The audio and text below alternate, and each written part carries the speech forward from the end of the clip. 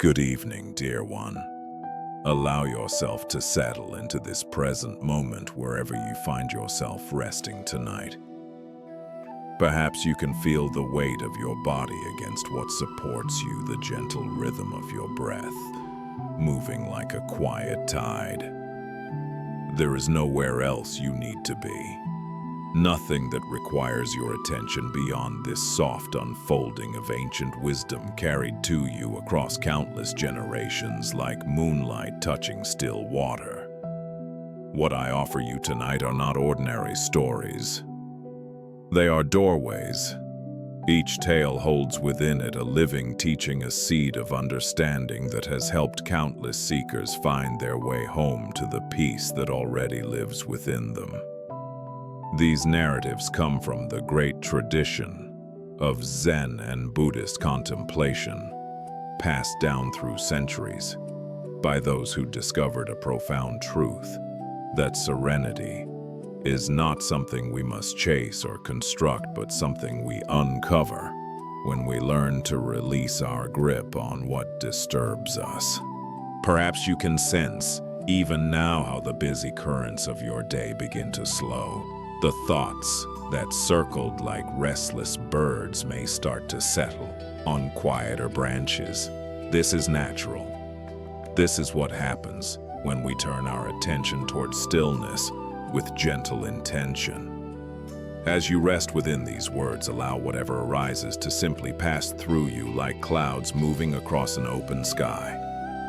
You are the sky itself, vast and unchanging, watching all things come and go. Take a moment now to feel your breath, not to change it or control it, but simply to notice its natural flow.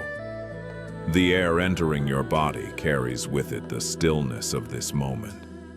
The air leaving your body carries away whatever tension you no longer need.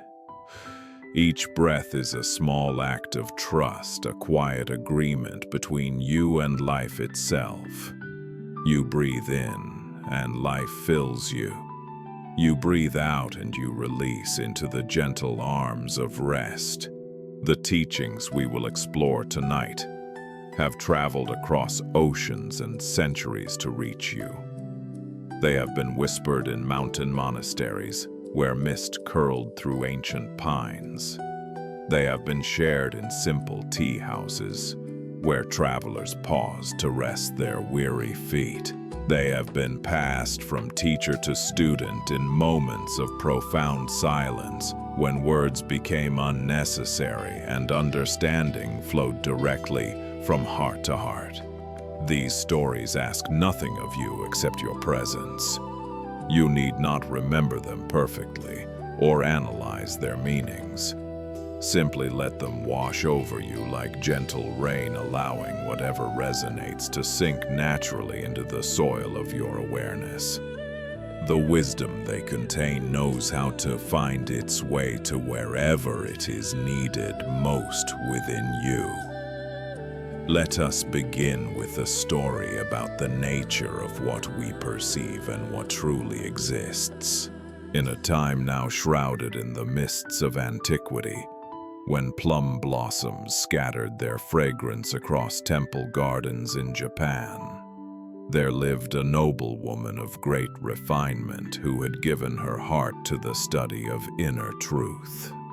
Though she dwelt in chambers adorned with silks and precious things, her truest treasures were the hours she spent in silent contemplation, seeking to understand the nature of mind itself. Her palace was a place of unusual beauty, not for its ostentation, but for its simplicity. She had learned that true elegance lies not in accumulation, but in careful selection. Not in filling space, but in honoring emptiness. The gardens surrounding her chambers were designed to evoke the feeling of wilderness, brought into harmony, rocks placed as though they had always rested there, water flowing as though it had carved its path over countless ages. She had invited a master painter to create something special for her meditation room. This artist, sensing the depth of her seeking, worked for many months on a scroll of uncommon beauty. He rose before dawn each day to mix his inks, grinding the stone against the wet surface until the liquid held exactly the depth of darkness he sought. He meditated before each brushstroke, waiting until the image arose naturally in his mind before allowing his hand to move. He painted a winter scene, mountains wearing cloaks of fresh snow, their peaks dissolving into pearl gray mist. The technique he employed was one that had been passed down through generations, a method of suggesting rather than defining, of leaving space for the viewer's own mind to complete what the brush had begun. Across this tranquil landscape, he placed a formation of wild geese in flight, their wings caught at the very moment of their passage, suspended between earth and heaven. When the noblewoman received this gift, her heart opened with quiet joy. She would sit before the painted scene for hours, watching the birds that seemed somehow alive within the silk, their forms so perfect that she half expected them to continue their journey beyond the frame and into her room. The scroll became a dear companion to her practice, a window into something she could not quite name. As seasons turned and years accumulated like fallen leaves, her relationship with the painting deepened. She noticed how different light changed its character, how morning sun revealed details that evening shadow concealed, how her own shifting states of mind colored her perception of the frozen scene. The geese became familiar friends, their eternal flight a meditation on movement and stillness intertwined. One afternoon, as golden light slanted through her windows and dust motes floated like tiny worlds, she sat with an aged teacher who had traveled far to share the Dharma.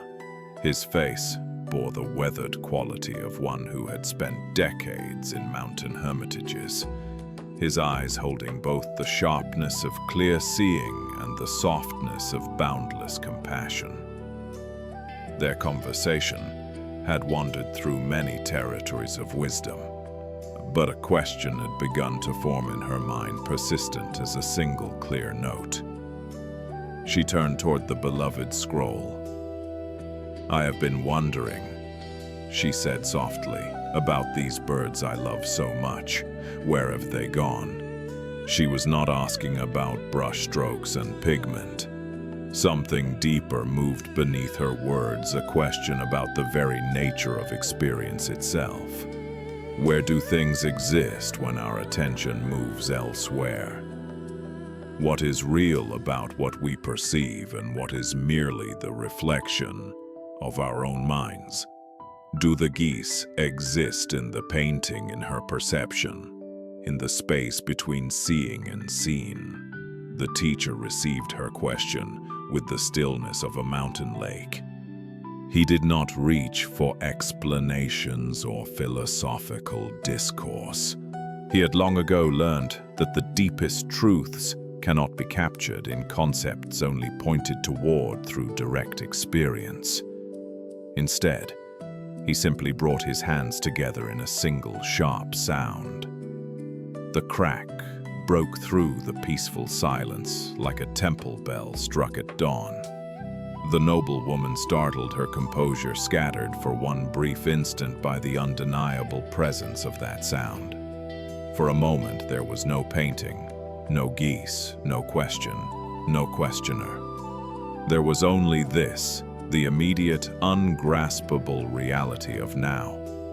"You see," the teacher said, warmth spreading across his weathered features, "they have taken flight."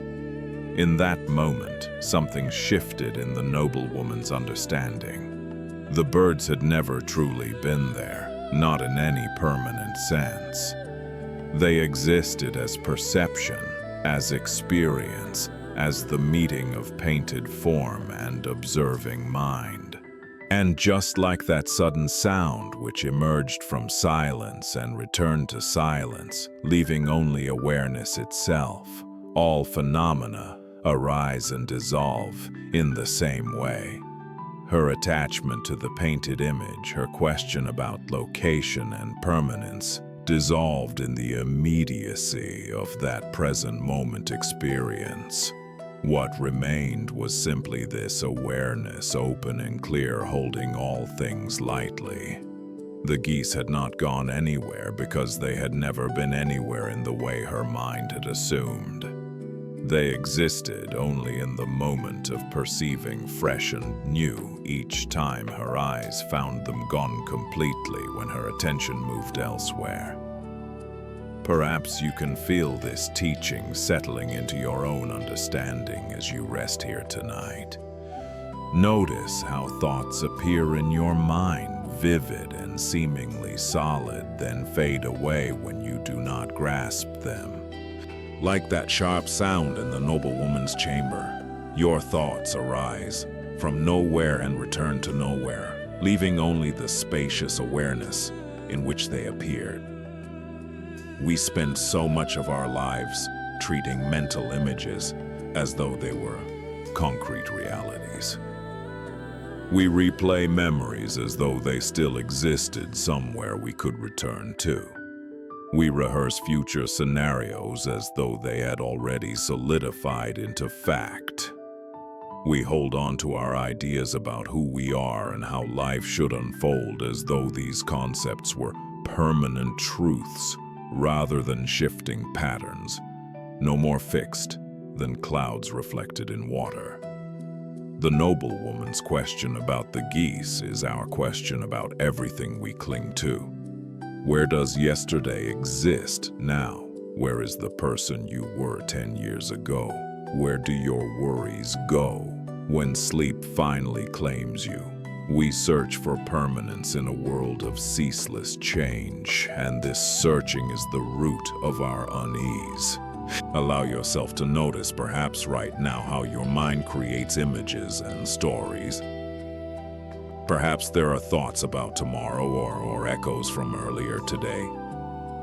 Can you see them as the teacher helped the noblewoman see her painted birds? They seem real, but when you look closely, where do they actually reside? They arise, they shimmer with apparent substance, and then they are gone, leaving only this present moment, this breath, this gentle awareness that holds everything and clings to nothing. This is not a teaching to be understood with the thinking mind alone. It is a truth to be experienced directly again and again until we recognize that all our suffering comes not from phenomena themselves, but from our attempt to hold on to what is inherently fluid and passing. The geese were always free, always in flight, never captured even by the most skilled artist's brush. And so too are we free if only we can recognize it. Let the breath carry this understanding deeper into your body. Feel how even this breath you are taking now is already passing, already becoming the next breath, already dissolving into the past that exists nowhere except in thought. This is not cause for sadness, but for liberation. When we truly understand that nothing can be held, we discover we need not grip so tightly. Our hands can open, our hearts can soften, our minds can rest. Let the understanding settle deeper now as we move to another tale, this one about the curious trap of the thinking mind and what lies beyond all choosing. In a mountain monastery, where morning fog drifted through groves of green bamboo and bronze bells, marked the quiet hours, there lived a teacher, known for posing impossible questions to his students. These were not puzzles to be solved through cleverness or logic. They were designed to exhaust the rational mind completely, to bring seekers to the very edge of what thinking could accomplish, and then to show them what waited beyond. This teacher had himself struggled for many years with such questions in his youth. He remembered the frustration, the sleepless nights, the desperate attempts to find solutions that always seemed to slip away like water through grasping fingers. And he remembered the moment when something finally broke open within him, when he stopped trying to solve the unsolvable and discovered the vast peace that had been waiting all along on the other side of surrender. Now it was his turn to offer this gift to others, though he knew it could not be given directly. Each person must find their own way through the gateless gate. All he could do was point toward the opening and trust that those who were ready would eventually pass through. One morning, as monks settled onto their cushions in the meditation hall, the teacher presented them with a peculiar scenario. His voice was calm but carried an undertone of playful challenge. The morning light filtered through paper screens, casting soft shadows across the polished wooden floor, where generations of seekers had sat in this same posture, wrestling with this same tradition of impossible questions. Picture a man. He began suspended from a high branch of a tree, but he does not hang by his hands or by a rope. He grips the branch with his teeth alone. His arms cannot reach any support. His feet dangle free above the ground far below. The students visualize this impossible predicament feeling in their own bodies. The strain, the desperation, the terrible knowledge that release would mean death. Some shifted uncomfortably on their cushions, as though the imagined scenario created real tension in their muscles. Now imagine, the teacher continued, that a traveler appears beneath this tree. Looking up, this traveler asks the hanging man the most important question there is: what is the essential meaning of our practice? What is the deepest truth? The teacher lets silence gather before presenting the impossible choice. If the man in the tree remains silent, he fails in his responsibility to share wisdom with a sincere seeker. But if he opens his mouth to speak, he will fall to his death. He gazed at his students with penetrating clarity. In this very moment, what should he do? The meditation hall grew heavy with concentrated thought. Some students furrowed their brows, searching for clever solutions. Perhaps the man could signal with his eyes. Perhaps he could write in the dirt somehow, but the teacher gently refused each suggestion. The question required a verbal answer. No tricks, no workarounds. The dilemma must be faced directly without escape. Gradually, the students began to understand that this was not a problem to be solved. It was a mirror, reflecting back their own attachment to finding the right choice, the correct answer, the way out of every difficulty through mental effort alone. The very attempt to solve it was the obstacle. The harder they tried, the more trapped they became. We live so much of our lives believing that every situation demands we choose between limited options. This or that, yes or no, speak or remain silent. We exhaust ourselves trying to calculate the best path forward, as though life were a puzzle with hidden solutions that sufficient thinking could unlock. We lie awake at night, minds spinning through possibilities, convinced that if we just think hard enough, we will find the answer that makes everything work out. But what exists before choice itself? What awareness operates prior to the mind's desperate categorizing and selecting? This is the question. Beneath the question, the doorway hidden within the impossible dilemma. The man hanging from the tree represents all of us suspended between competing demands that seem equally necessary and equally impossible. We hang by our teeth, between work and family, between speaking our truth and maintaining harmony, between holding on and letting go. The harder we think, the more trapped we become, like the man whose grip weakens with every moment of strain. Perhaps you have known this feeling. Perhaps you have lain awake at night, mind spinning through options that all seem to lead toward loss. Perhaps you have felt paralyzed by decisions that offered no clear path to satisfaction. Perhaps you have exhausted yourself trying to figure out the right thing to do, the right thing to say, the right way to be. The teaching hidden within this impossible question points towards something beyond the choosing mind altogether. Not an answer, but an opening. Not a solution, but a dissolution of the very framework that created the problem. When we stop demanding that reality conform to the structure of either-or, we discover a freedom we never knew existed. There is a place in awareness that exists prior to all decisions. Before the mind generates its lists of possibilities, before anxiety about outcomes arises, there rests a spacious stillness that can respond to life with wisdom and spontaneity. This response does not come from calculation. It emerges from presence itself, from being so completely here that appropriate action flows naturally, surprising even ourselves. Tonight, as you rest in the softness of this moment, can you sense that place within you?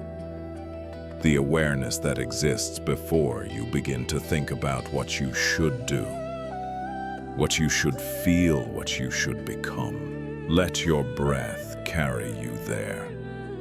Let the thinking mind grow quiet enough that you might glimpse what lies beneath all its busy activity. The man in the tree need not figure his way out of his predicament. He need only awaken to the unconditioned awareness that was never truly suspended in the first place. And you, resting here in the gentle darkness, need not solve the puzzles of your life tonight. You need only recognize the awareness in which all puzzles appear and dissolve the awareness that is never itself in any predicament at all. Allow yourself to sink deeper now into the gentle rhythm of these teachings as we explore another story, this one about the vast distance between knowing about something and knowing it directly. In the centuries when Buddhist learning flourished in China, there lived a scholar of exceptional brilliance who had devoted his entire life to a single sacred text. His small room overflowed with commentaries and annotations, years of careful analysis captured in thousands of pages of precise brushwork. His reputation spread throughout the land as one who had mastered every subtle point of doctrine, every philosophical nuance hidden within the ancient verses. His days followed a precise routine. He rose before dawn to practice calligraphy, grinding his ink with the same meditative attention he had cultivated over decades. He spent the morning hours reading and rereading the familiar passages, finding new connections, noticing previously overlooked details. In the afternoons, he wrote, adding to his already massive collection of commentaries. In the evenings, he received students who came from distant provinces to learn from his renowned expertise. This scholar took considerable pride in his achievements. He could recite lengthy passages from memory, debate the finest interpretations with other learned monks, and explain concepts that left most listeners bewildered. In his understanding, he had penetrated to the very heart of wisdom through his years of dedicated study. The truth was There in the text, he believed waiting to be extracted through careful analysis. When word reached him of practitioners in the southern regions who claimed that awakening could come through direct experience rather than textual mastery, the scholar felt both curious and affronted. How could anyone claim to understand truth without first commanding the sacred literature? It seemed to him not only arrogant but dangerously misguided. Truth was not something that could be stumbled upon. It required systematic study, intellectual rigor, the careful building of understanding upon understanding. He gathered his extensive writings, packed them into a heavy traveling bundle, and set off to demonstrate the errors in this experiential approach. The weight of all those manuscripts bent his back, but he carried them proudly, symbols of his scholarly authority and spiritual attainment. Each page represented months of careful work, each commentary a small monument to his devotion. The journey was long and difficult.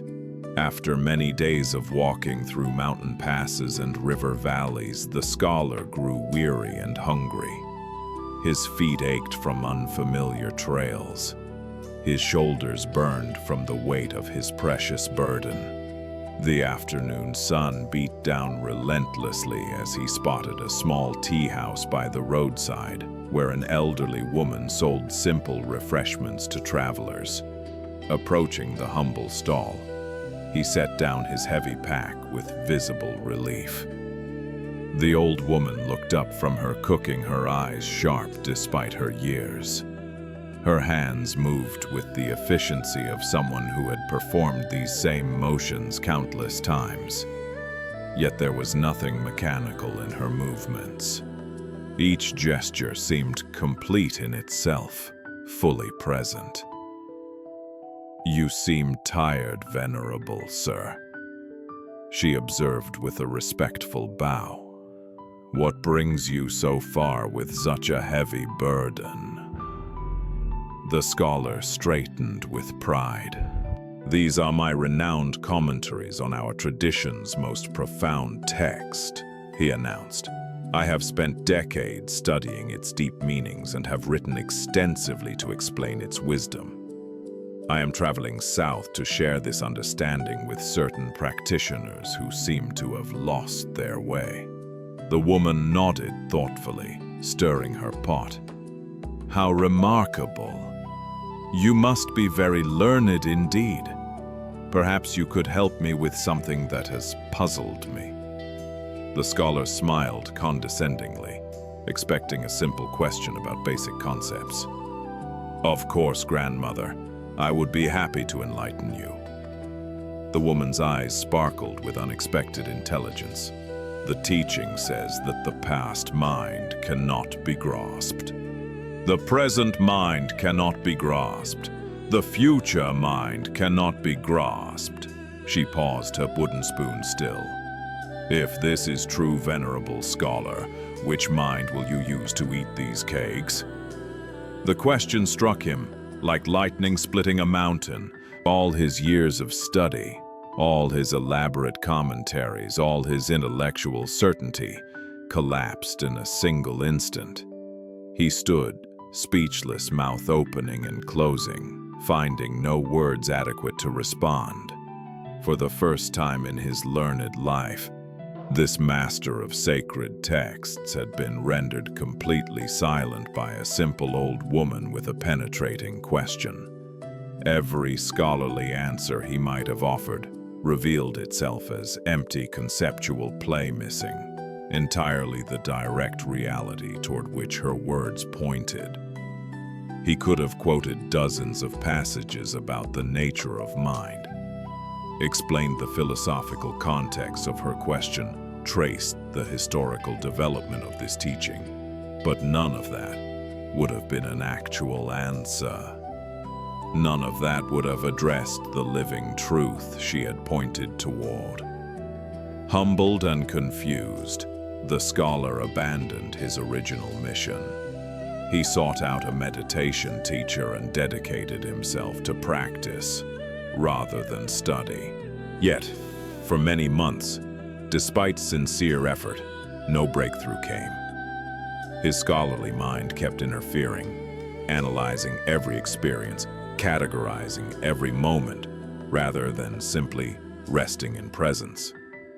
He found himself taking mental notes during meditation, observing his own observations, thinking about not thinking. The habits of a lifetime do not dissolve easily. Each time he sat down to practice, his mind automatically began its familiar work of examining, comparing, evaluating. He was studying meditation rather than meditating, analyzing presence rather than being present. One evening, after a particularly frustrating day, he sat talking with his teacher by candlelight. Their conversation meandered through various aspects of practice. But beneath the scholar's words lay deep weariness with his lack of progress. He had grown accustomed to success, to the clear advancement that comes from diligent study. This path offered no such markers. "The hour grows late," the teacher observed gently. "You should return to your quarters and rest." The scholar bowed and moved toward the door. Reaching for the handle, he turned back. "Teacher, it is completely dark outside. I cannot see the path to my room." Without hesitation, the teacher lit a second candle from the first and held it out toward his student.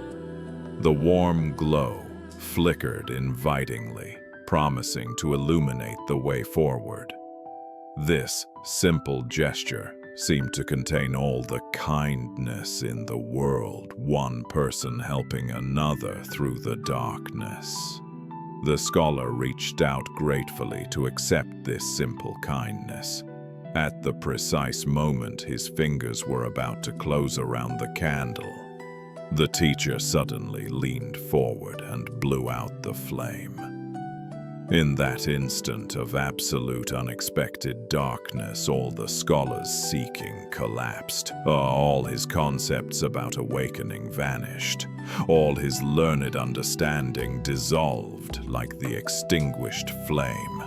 What remained was simply pure, immediate presence. No past achievements, no future attainments, no present analysis. Just this moment of not knowing, complete and perfect. There was no scholar. There was no candle. There was no darkness.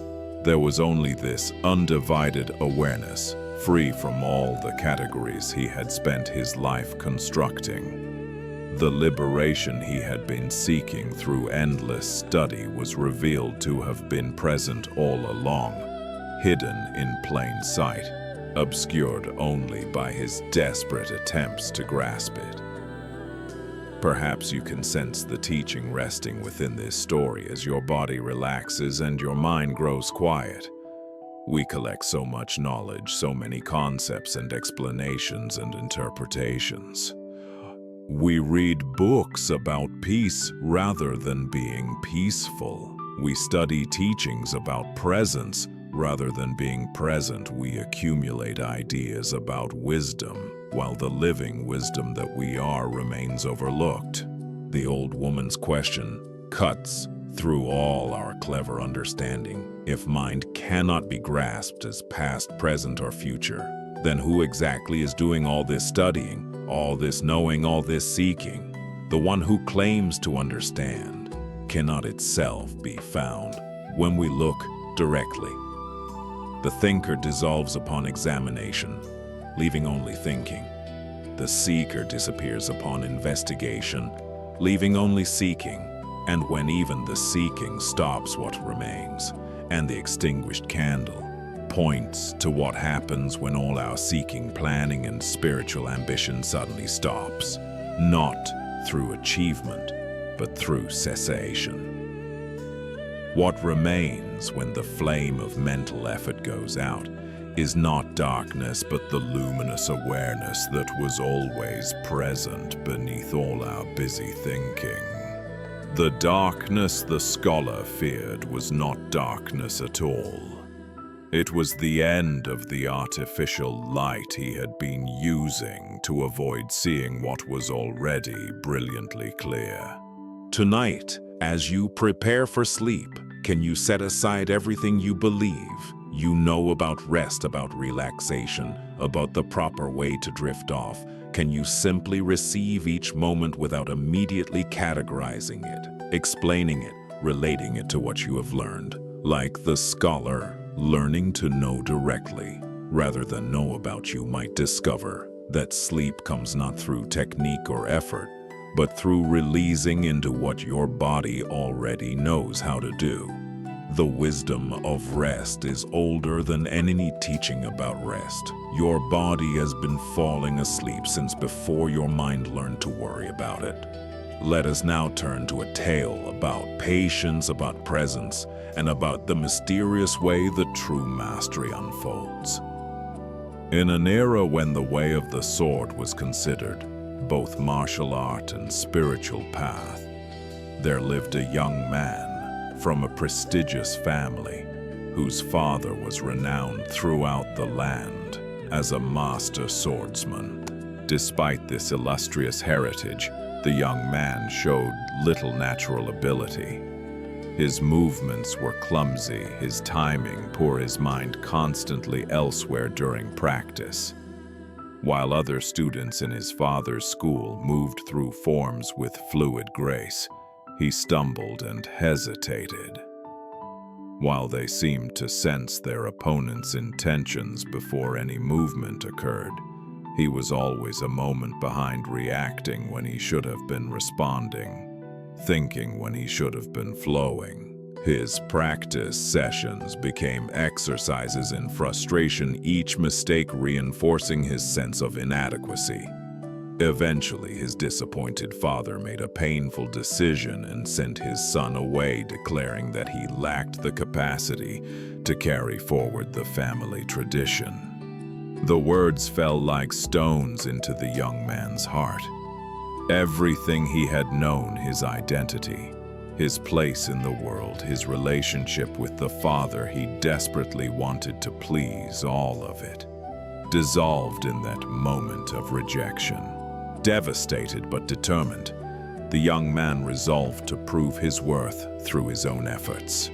He had heard rumors of a legendary teacher living in remote mountains, one whose skill and wisdom drew students from across the country. Stories circulated about this master's unconventional methods, his ability to transform even the least promising students, his refusal to accept anyone who was not willing to surrender completely to the training process. After a long and difficult journey through terrain that seemed designed to test his resolve, the young man found this teacher, a man whose very presence embodied what mastery might mean. His movements held fluid precision, his gaze alert yet peaceful, his whole being radiating the quiet intensity of complete integration between body, mind, and spirit. Even simple gestures, pouring tea, adjusting his robe, turning to greet a visitor, carried the quality of total presence. "I have traveled far to request your instruction," the young man said, bowing low. "My father has sent me away because of my poor abilities, but I am determined to become worthy. Please accept me as your student."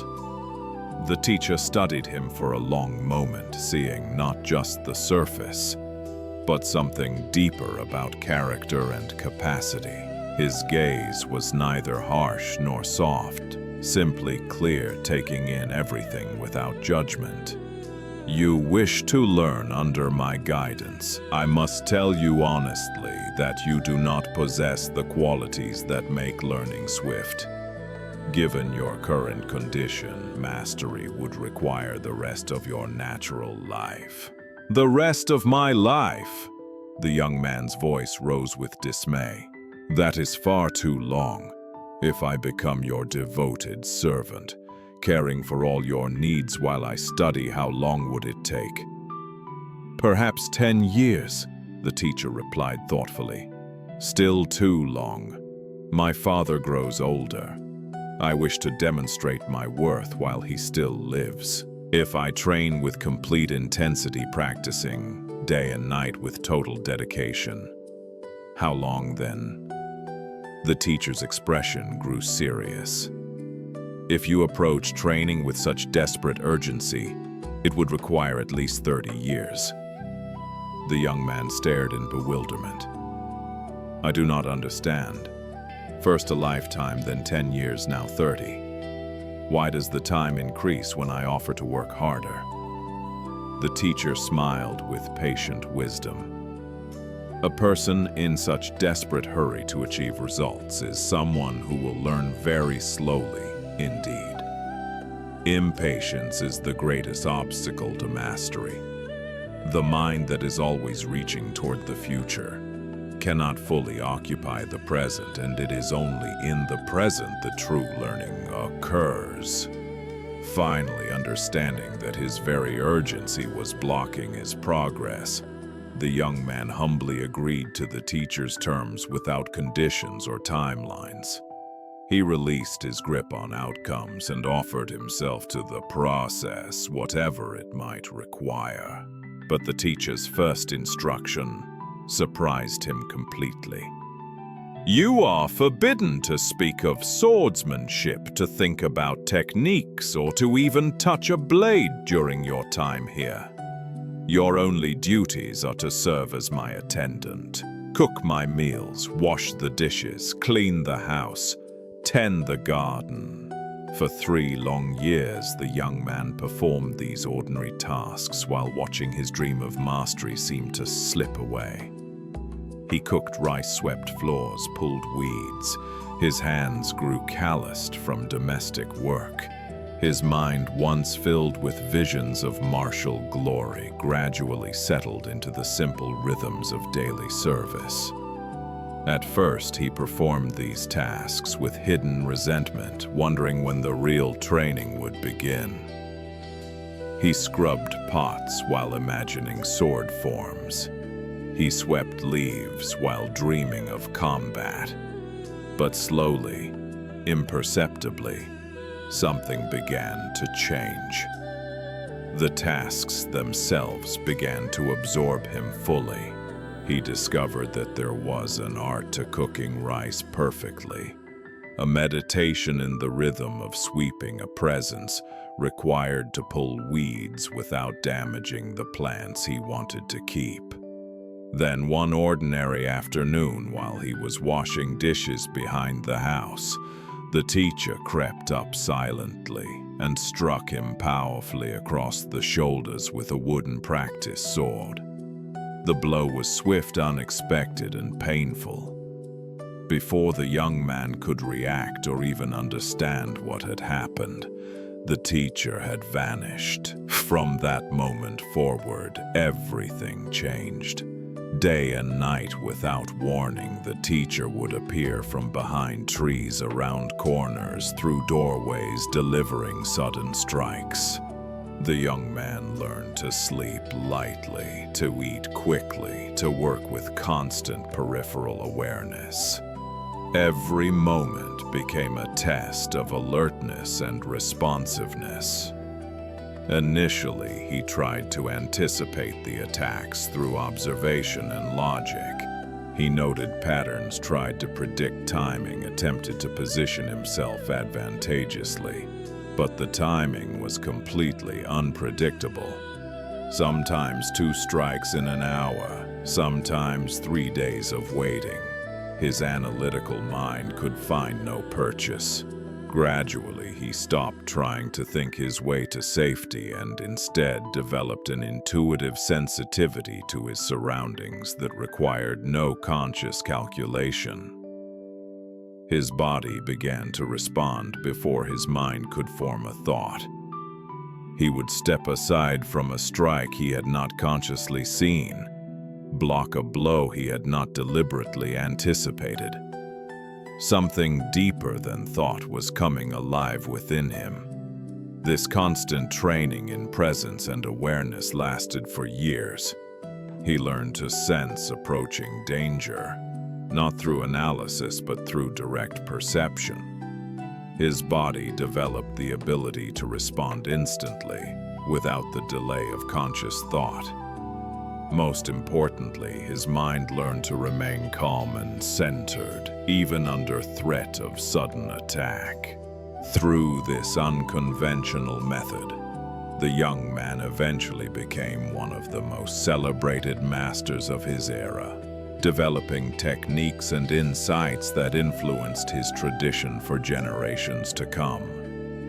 The skill he had so desperately sought came to him only when he stopped seeking it, arrived only when he was no longer waiting for it. Perhaps you can feel this teaching settling into your body as you lie here in the gentle darkness. We believe so firmly that more effort produces faster results, that intensity accelerates achievement. But genuine mastery in any field, whether skill development, relationship building, or spiritual growth, requires a complete transformation of our relationship with time and striving. True learning does not happen through forcing or rushing. It unfolds naturally at its own pace when we bring complete presence to each moment, rather than grasping at future outcomes. Like trying to make a flower bloom faster by pulling on its petals, impatience destroys the very process it hopes to accelerate. The years of mundane service were not wasted time. They were training in the most fundamental capacity of all being fully present with whatever is happening right now. By learning to be completely aware while washing dishes and tending gardens, the young man developed the alert presence essential for everything else.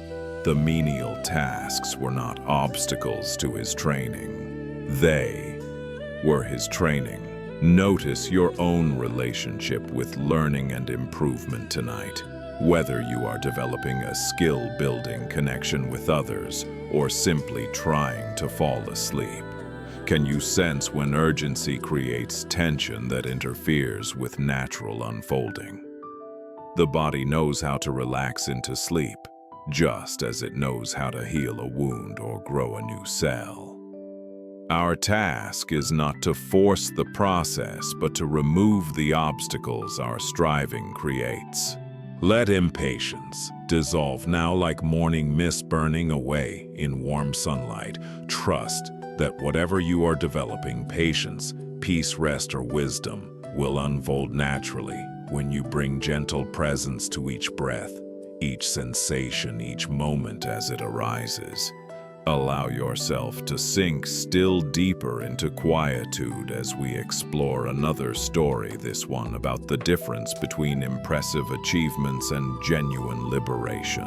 In a remote region where prayer flags fluttered against snow-capped peaks and ancient monasteries clung to impossible cliff faces, there lived a community of practitioners renowned for their extraordinary abilities. Through years of intensive training, specialized breathing techniques, and focused meditation, several among them had developed capacities that seemed to transcend ordinary human limitations. The monastery itself was a testament to dedication pushed beyond normal bounds.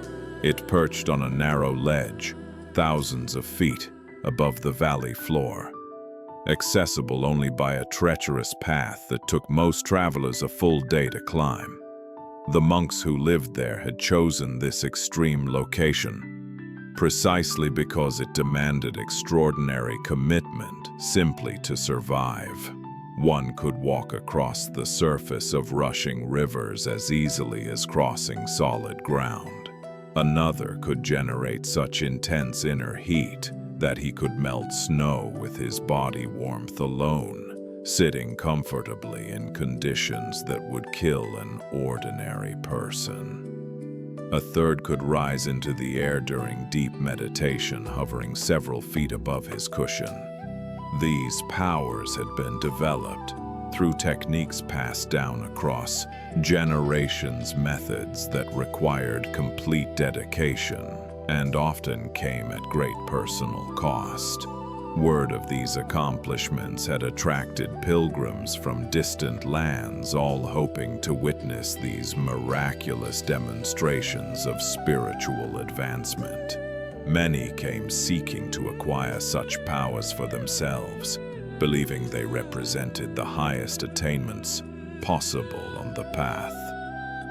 They climbed the dangerous trail with hearts full of longing, imagining that if they could only learn these techniques, they would finally become the special beings they had always hoped to be. When a simple teacher from another tradition heard about this monastery, he made the long journey to visit. Unlike the awestruck pilgrims, he came with genuine curiosity about the relationship between such spectacular abilities and actual awakening. He did not dismiss what the monks had achieved, but neither did he assume that achievement equaled realization. After several days of rest and conversation about various aspects of the path, the resident practitioners decided to offer their visitor a demonstration of their most impressive skills. They led him to a wide river that rushed down from surrounding glaciers, its waters so swift and cold that no ordinary person could survive immersion for more than moments. The monk, who had mastered walking on water, positioned himself at the river's edge. With perfect composure and evident pride, he stepped out onto the churning surface. His feet found solid support where only liquid chaos should have been. Step by measured step, he crossed the entire width of the river, his robes remaining completely dry, his movements as stable as if he were crossing a paved courtyard. The assembled practitioners watched in respectful silence, then broke into appreciative murmurs. They looked expectantly at their visiting teacher, anticipating his amazement. When the water-walking monk returned to shore with evident satisfaction, he approached the visitor with a respectful bow. "What do you think of such an accomplishment? Have you ever witnessed anything comparable?" The visiting teacher received the question with gentle attention. "That is indeed a most impressive demonstration," he said sincerely. "Such ability clearly requires tremendous dedication and years of disciplined practice. I am genuinely curious. How long did it take you to develop this remarkable skill?" The monk straightened with visible pride. 20 years of intensive training. 20 years of specific practices, dietary disciplines, and gradual development of the necessary inner conditions. It was not achieved easily. The visiting teacher nodded thoughtfully. 20 years, that represents an extraordinary investment of time and energy. He reached into his simple traveling pouch and withdrew a small, worn coin.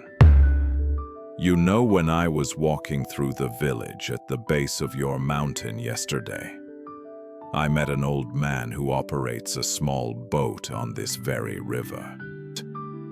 The monks listened, uncertain where this observation was leading. "This kind gentleman," the teacher continued examining the modest coin in his palm, "will transport anyone across these same waters for just this one small coin. The journey takes perhaps 5 minutes, and he has been providing this service to travelers for many years." The simplicity of this statement settled over the gathering like morning mist. The visiting teacher's words carried no judgment, yet they illuminated something profound about the relationship between spiritual achievement and practical wisdom. "I find myself wondering," he concluded gently, about the difference between developing extraordinary abilities and cultivating genuine liberation. Both require great effort, but perhaps they lead to very different destinations. Perhaps you can feel this teaching settling into your understanding.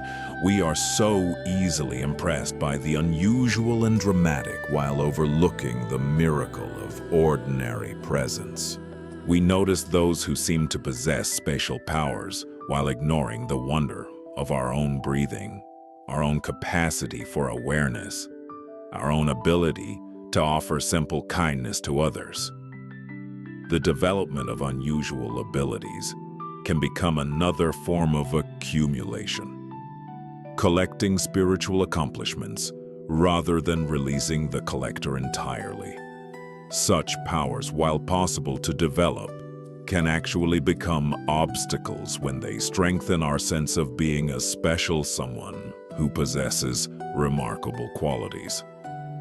The old man with his boat represents what might be called ordinary wisdom, the capacity to meet each situation with appropriate skillful action without needing to transcend natural laws or demonstrate supernatural abilities.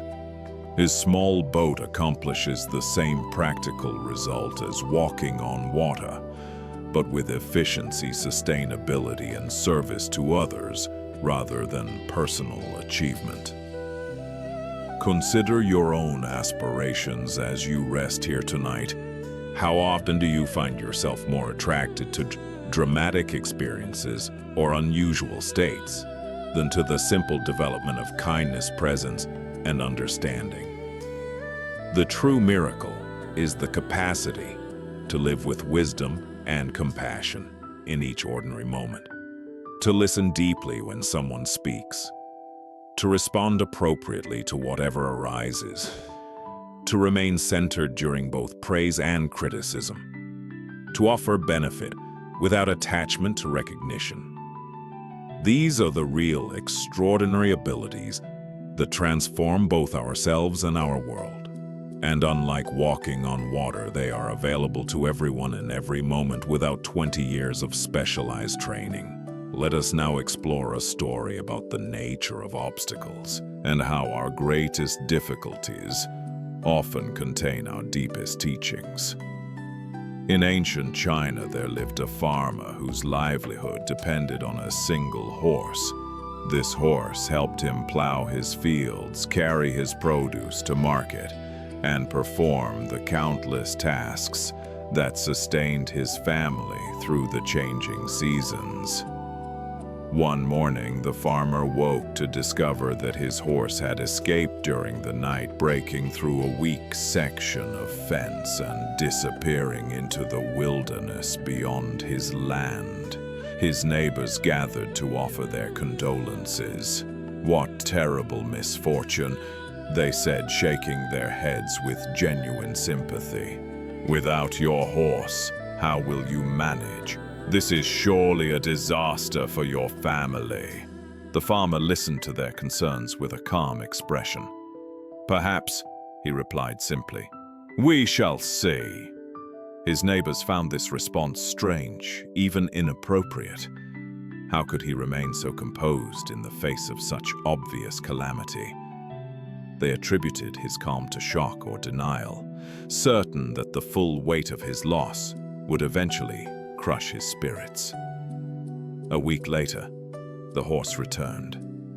But it did not return alone. Following behind came a magnificent wild stallion, strong and beautiful, that the farmer's horse had somehow befriended during its time in the wilderness. Now the farmer had 2 horses instead of 1. His neighbors gathered again this time to celebrate his good fortune. "What incredible luck!" they exclaimed, their eyes wide with amazement. "You lost 1 horse and gained 2. Surely this is a blessing beyond measure." The farmer received their congratulations with the same calm expression he had shown to their condolences. "Perhaps," he replied, "we shall see." Again, his neighbors found this response puzzling. Why could he not simply enjoy his good fortune? Why this strange reluctance to acknowledge the obvious improvement in his circumstances? The following week, the farmer's only son attempted to ride the wild stallion.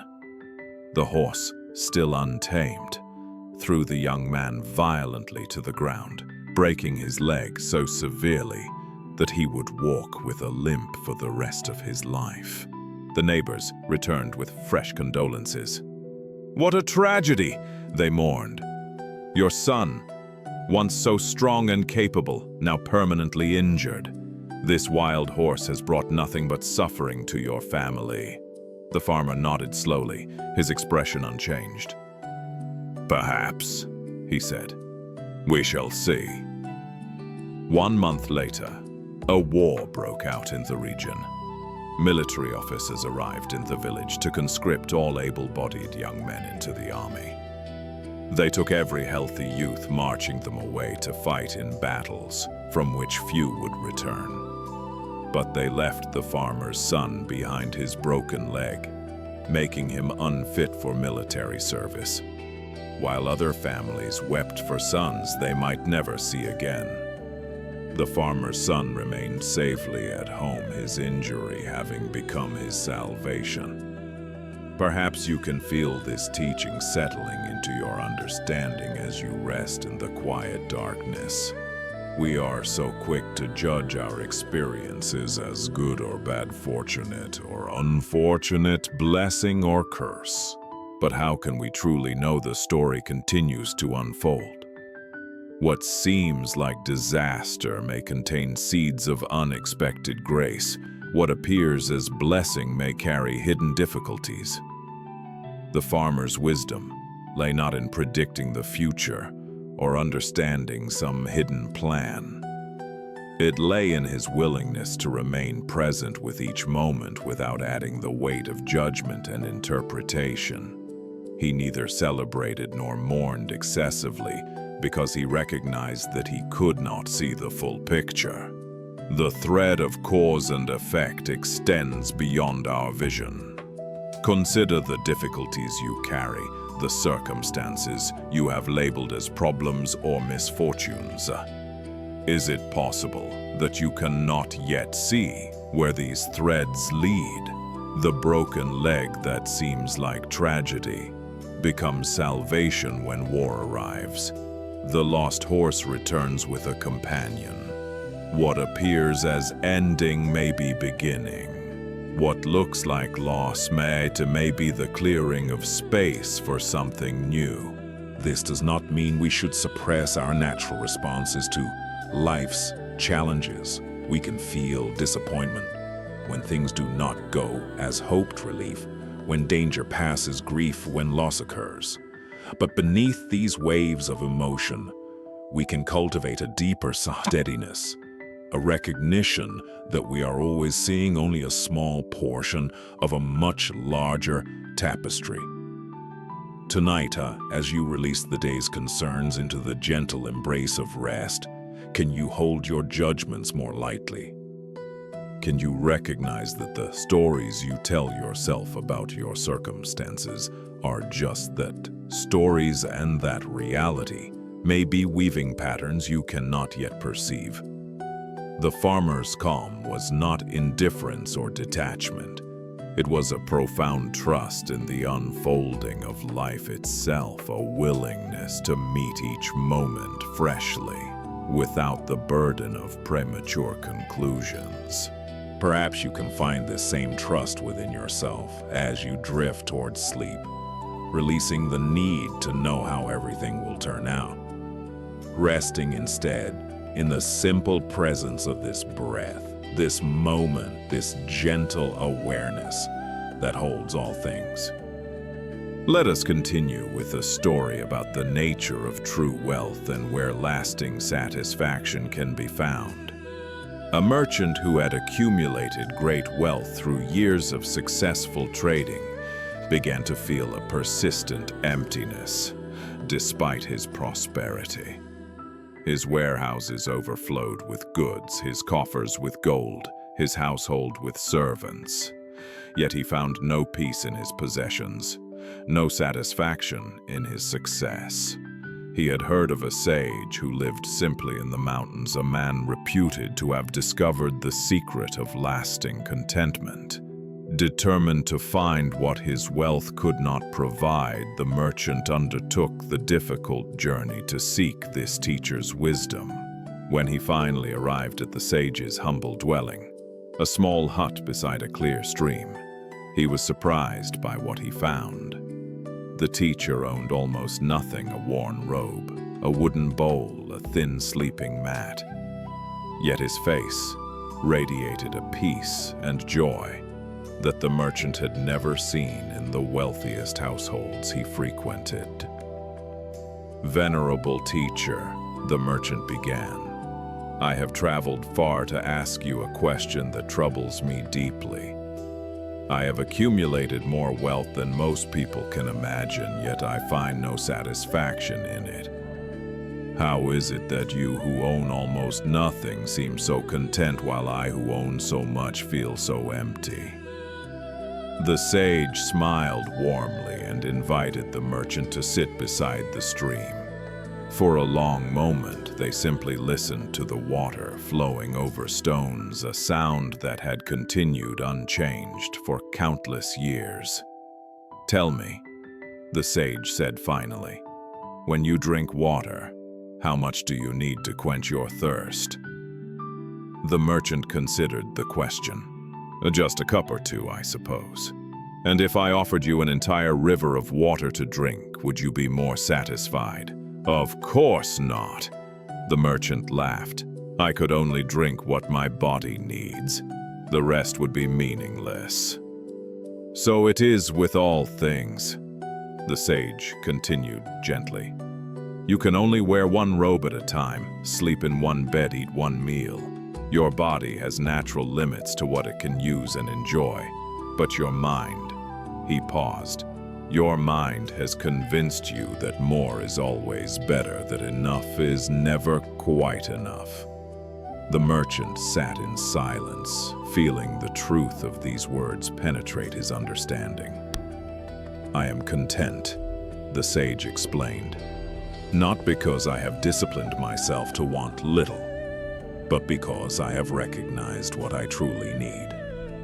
My needs are simple and easily met: a bowl of rice, a cup of clean water, shelter from the rain, meaningful work connection with the living world around me.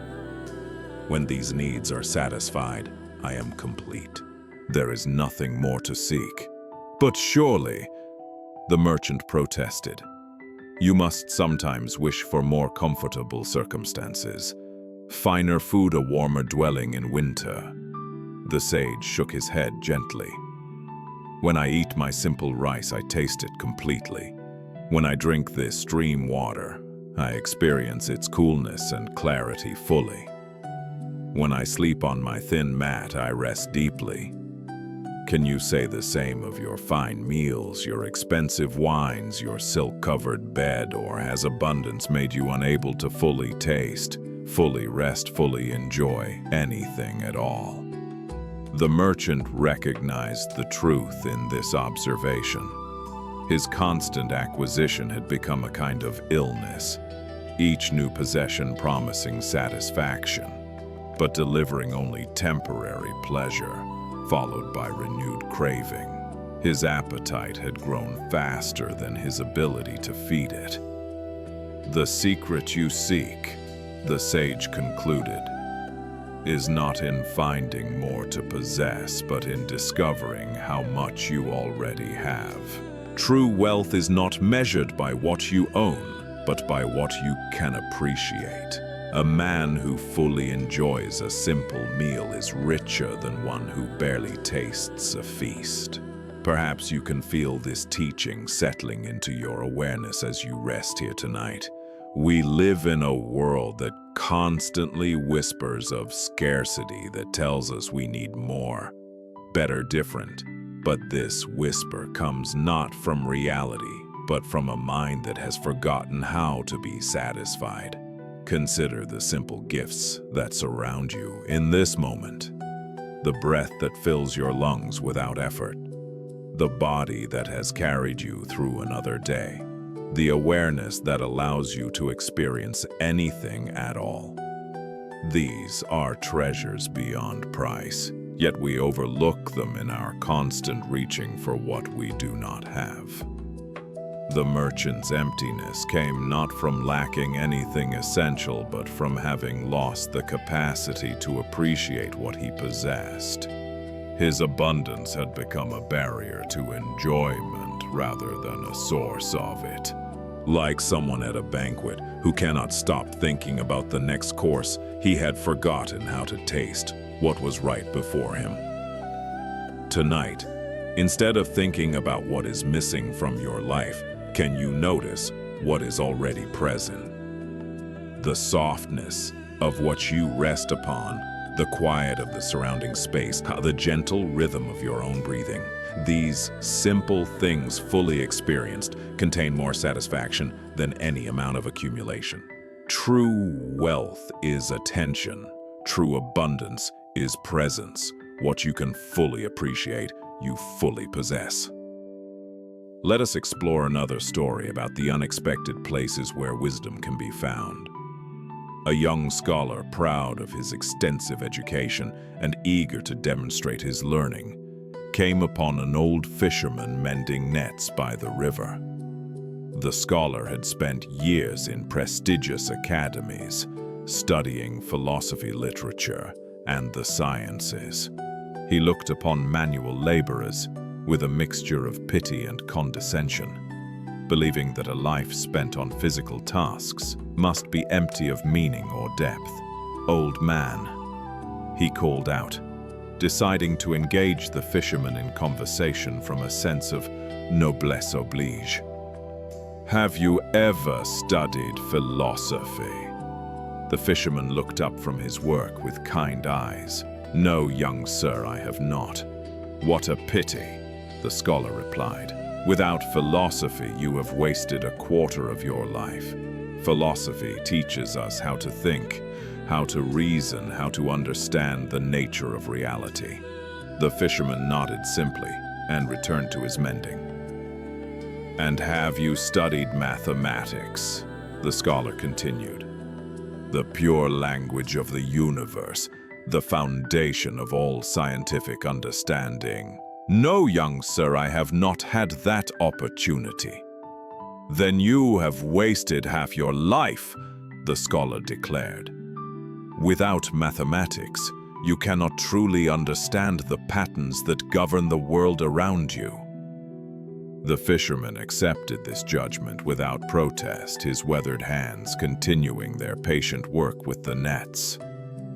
"Surely then you have studied literature," the scholar pressed. "The great works that illuminate the human condition, the poetry that captures the essence of our experience." "I am afraid not, young sir. I have spent my years upon the water, not in the company of books."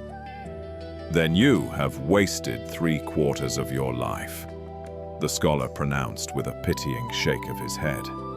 "A life without learning is barely a life at all." At that moment, a powerful storm that had been building, unnoticed, burst upon them. The river, calm just moments before, began to rise rapidly. Waves crashed against the shore as the wind howled through the trees. Within minutes, it became clear that a flash flood was approaching a wall of water that would sweep away everything in its path. The fisherman leaped into his small boat with the agility born of decades of experience.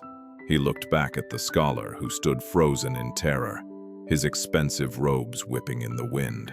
"Young sir," the fisherman called out over the roar of the approaching flood, "have you ever learned to swim?" "No," the scholar stammered, his face pale with fear. "There was no swimming taught at the academy." "Then I am afraid," the fisherman said, extending his hand to pull the scholar into the boat, "that you are about to waste all of your life." Perhaps you can sense the teaching resting gently within this story. We are so quick to measure worth by the standards we value, to dismiss as ignorant those whose knowledge differs from our own. The scholar's learning was genuine and valuable, but it had created in him a blindness to other forms of wisdom, a pride that prevented him from seeing the intelligence carried in a fisherman's weathered hands. Every person you encounter knows something you do not know. Every life, regardless of formal education, contains accumulated wisdom earned through direct experience. The fisherman could not quote philosophers, but he understood the river in ways no academic study could convey. He could read the sky for coming storms, sense the movement of fish beneath the surface, navigate treacherous waters by instinct honed across decades. There is wisdom in books, but there is also wisdom in bones. There is knowledge gained through study, but also knowledge gained through living. The scholar's education had been narrow in ways he could not see, teaching him to value certain kinds of understanding, while remaining oblivious to others equally vital. Consider your own assumptions about who has something to teach you. Perhaps you discount the insights of those younger than you, or those with less formal education, or those who work with their hands rather than their minds. But wisdom does not limit itself to expected channels. The sage may appear as a fisherman, a child, a person you have dismissed as having nothing to offer. Tonight, as you rest in the gentle darkness, can you release any pride in what you know, any condescension toward what others know that you do not? In the vast ocean of wisdom, we are all standing on our own small shores, gazing out at waters we have never sailed. Let us continue with a story about the nature of true security and where peace can be found. A king renowned for his anxiety ruled a wealthy kingdom surrounded by potentially hostile neighbors. Despite his vast armies and fortified walls, he lived in constant fear of invasion, assassination, or betrayal. He slept poorly, ate without enjoyment, and trusted no one completely. Hearing of his suffering, a wandering sage arrived at the palace gates, claiming to possess a teaching that could bring the king lasting peace.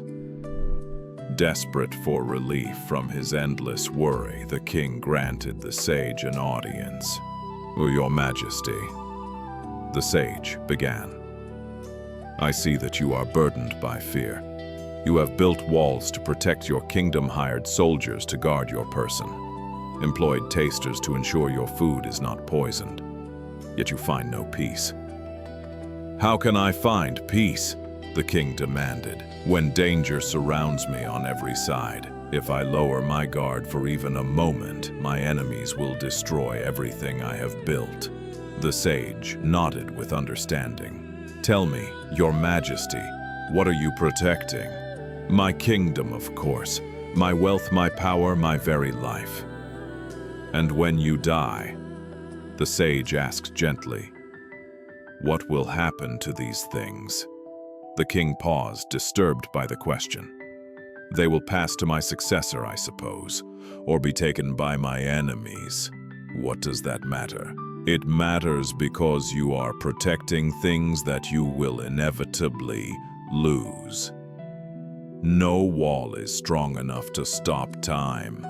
No army can defeat death. You are exhausting yourself, defending what cannot be defended, guarding what cannot be kept. Then, what would you have me do?" the king asked, frustration mixing with genuine curiosity. "Simply give up. Allow my enemies to take everything." "Not at all," the sage replied. "Continue to govern wisely. Maintain appropriate defenses, attend to the security of your people. But recognize that true security cannot be found in external arrangements. Walls can be breached, soldiers can be defeated, bodies, even royal bodies, eventually fail. As long as you place your security in what can be taken from you, you will never find peace. Then where is security to be found? The sage smiled. In what cannot be taken. In awareness itself, which remains untouched regardless of what happens to kingdoms or bodies. In the present moment, which is always complete and whole. In the recognition that you are not your kingdom, not your wealth, not even your body, but the awareness in which all these things appear and disappear. The king sat in troubled silence, feeling the truth of these words, even as his mind resisted them. Consider this, the sage continued. In dreamless sleep, each night your kingdom disappears, your enemies disappear, your very identity disappears. Yet you continue. Whatever you are in that deep sleep, that awareness that remains when all objects have dissolved, that is what cannot be threatened, what needs no protection, what is always already at peace. Perhaps you can feel this teaching settling into your understanding as you prepare for rest. We spend so much energy trying to secure ourselves against threats real and imagined. We build walls of money status relationships, trying to create certainty in a universe that offers none. And still the anxiety persists because we are protecting the wrong things. True security lies not in what we have, but in what we are. Not in accumulating defenses, but in recognizing what needs no defense. The awareness that observes your thoughts is not itself a thought that can be threatened. The presence that experiences your life is not itself something that can be taken away.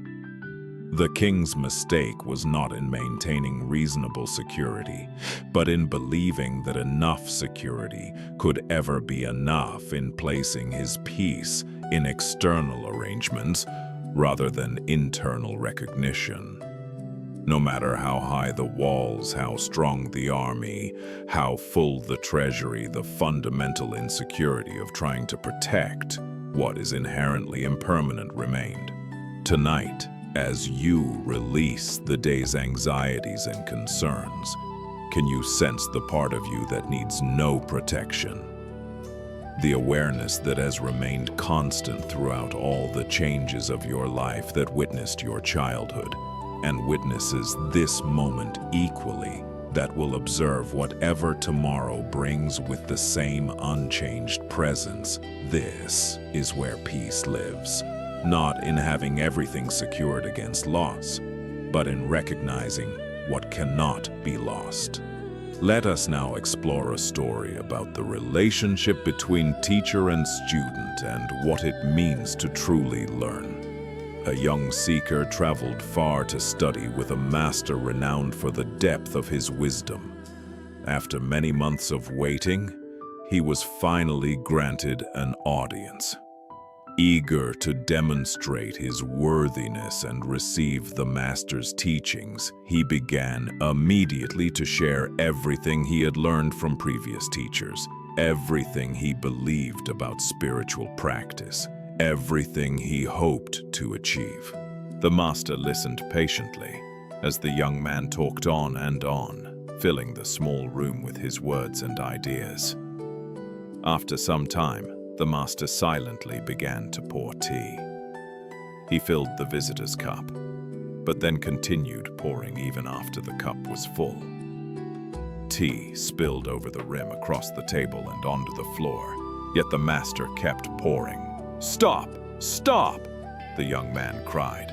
"The cup is already full. No more will go in." The master set down the teapot and smiled.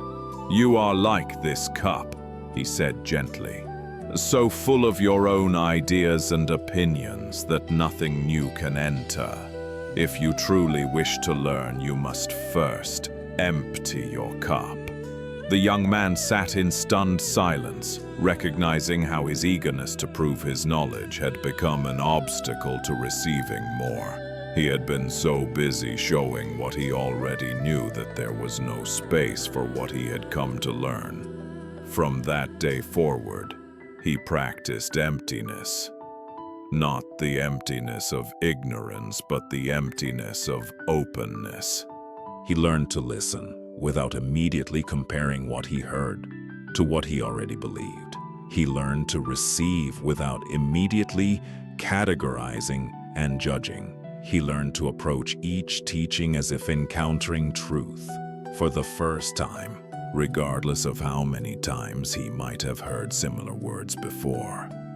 Years later, when students came to him with minds overflowing with ideas and opinions, he would simply begin to pour tea. Perhaps you can feel this teaching settling into your awareness as you rest in the gentle quiet. We arrive at each moment carrying so much our beliefs about how things are, our expectations about how they should be, our conclusions drawn from past experience. This accumulation shapes what we can perceive and receive. When the cup is already full, nothing new can enter.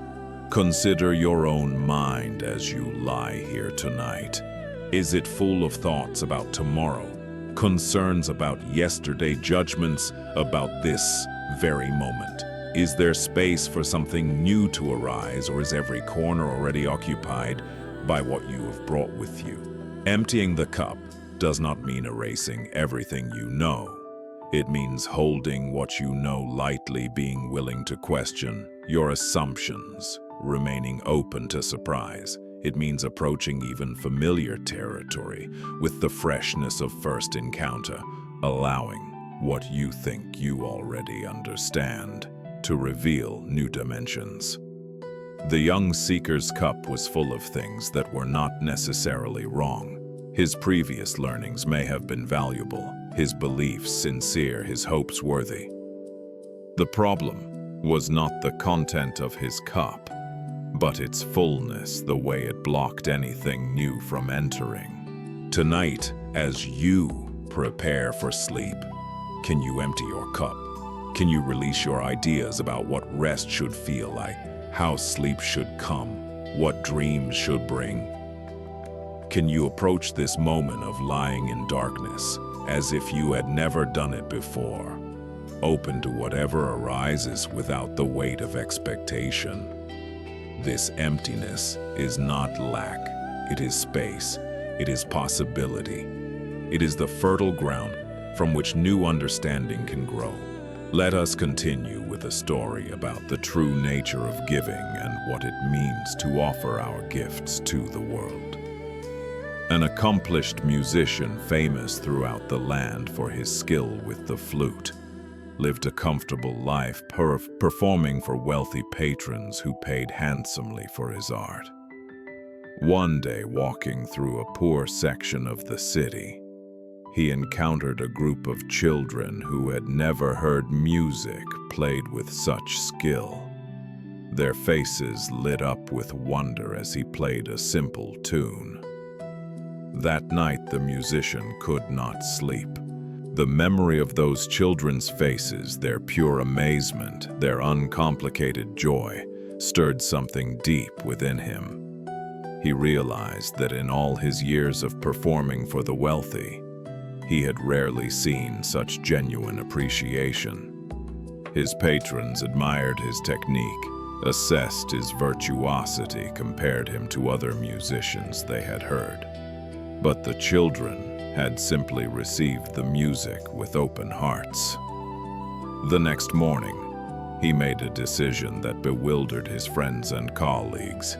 He would spend one day each week playing music in the poorest neighborhoods for anyone who wished to listen. He would accept no payment, give no formal performances, simply share his gift with those who could not afford to hear it otherwise. "You are wasting your talent," His wealthy patrons protested. "Those people cannot appreciate the subtleties of your art. They lack the education to understand what they are hearing." But the musician persisted, and in those humble performances, playing on street corners and in crowded squares, he discovered something he had lost in the concert halls. He discovered the pure joy of making music, not for acclaim or payment, but simply because music wanted to be made because someone was there to receive it. The children did not know he was famous. They did not care about his technique or training. They simply heard beauty and responded with delight. And in their response, the musician found himself renewed. His playing in the concert halls became deeper, more heartfelt, more alive. The gift he gave to the poor had become a gift to himself. Years later, when students asked him the secret of his artistry, he would tell them, "Learn your craft as thoroughly as you can. Master every technique your teachers can offer. But then find someone who needs what you can give someone who cannot pay you, someone who wants only the gift itself. Give to them freely, and you will discover what your art is truly for." Perhaps you can feel this teaching settling into your heart as you rest in the darkness. We are all musicians in some sense, each possessing gifts that want to be shared. These gifts may be talents, skills, or simply the gift of presence, of attention, of caring. When we offer them only where we will be rewarded, we may gain much, but miss something essential.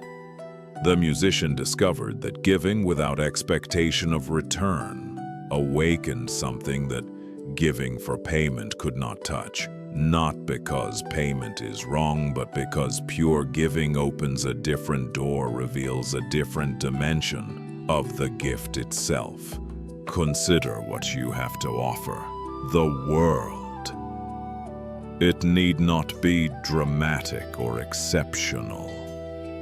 The gift of listening fully when someone speaks. The gift of remembering what matters to those you love. The gift of bringing your whole presence to whatever you do, however humble. These offerings given freely enrich both giver and receiver. Tonight, as you release the day's transactions, the calculations of effort and reward, can you sense the part of you that wants simply to give? Not for recognition or reciprocation, but because giving itself is a form of fulfillment. The river does not ask permission to flow to the sea. The sun does not demand payment before sharing its light. What would it mean to offer your gifts with that same natural generosity? Let the understanding deepen as we continue with the story about the nature of genuine influence and the difference between forced compliance and natural cooperation. There lived a teacher whose reputation had spread throughout his region, not because of elaborate philosophical arguments or displays of spiritual power, but because of the simple directness with which he spoke to people's hearts. Farmers and scholars alike gathered to hear him describe the natural peace that exists within every person, the stillness beneath all our noise and striving. His talks were remarkable for their accessibility. He did not use complicated terminology or reference obscure texts. He spoke about everyday experiences, about the feeling of holding a warm cup of tea, about the sound of rain on a roof, about the way a child looks at a flower. Through these simple images, he pointed toward truths that more elaborate teachings often obscured. His growing popularity began to trouble a religious leader from another tradition, whose own congregation had grown notably smaller as followers left to hear this simpler teaching.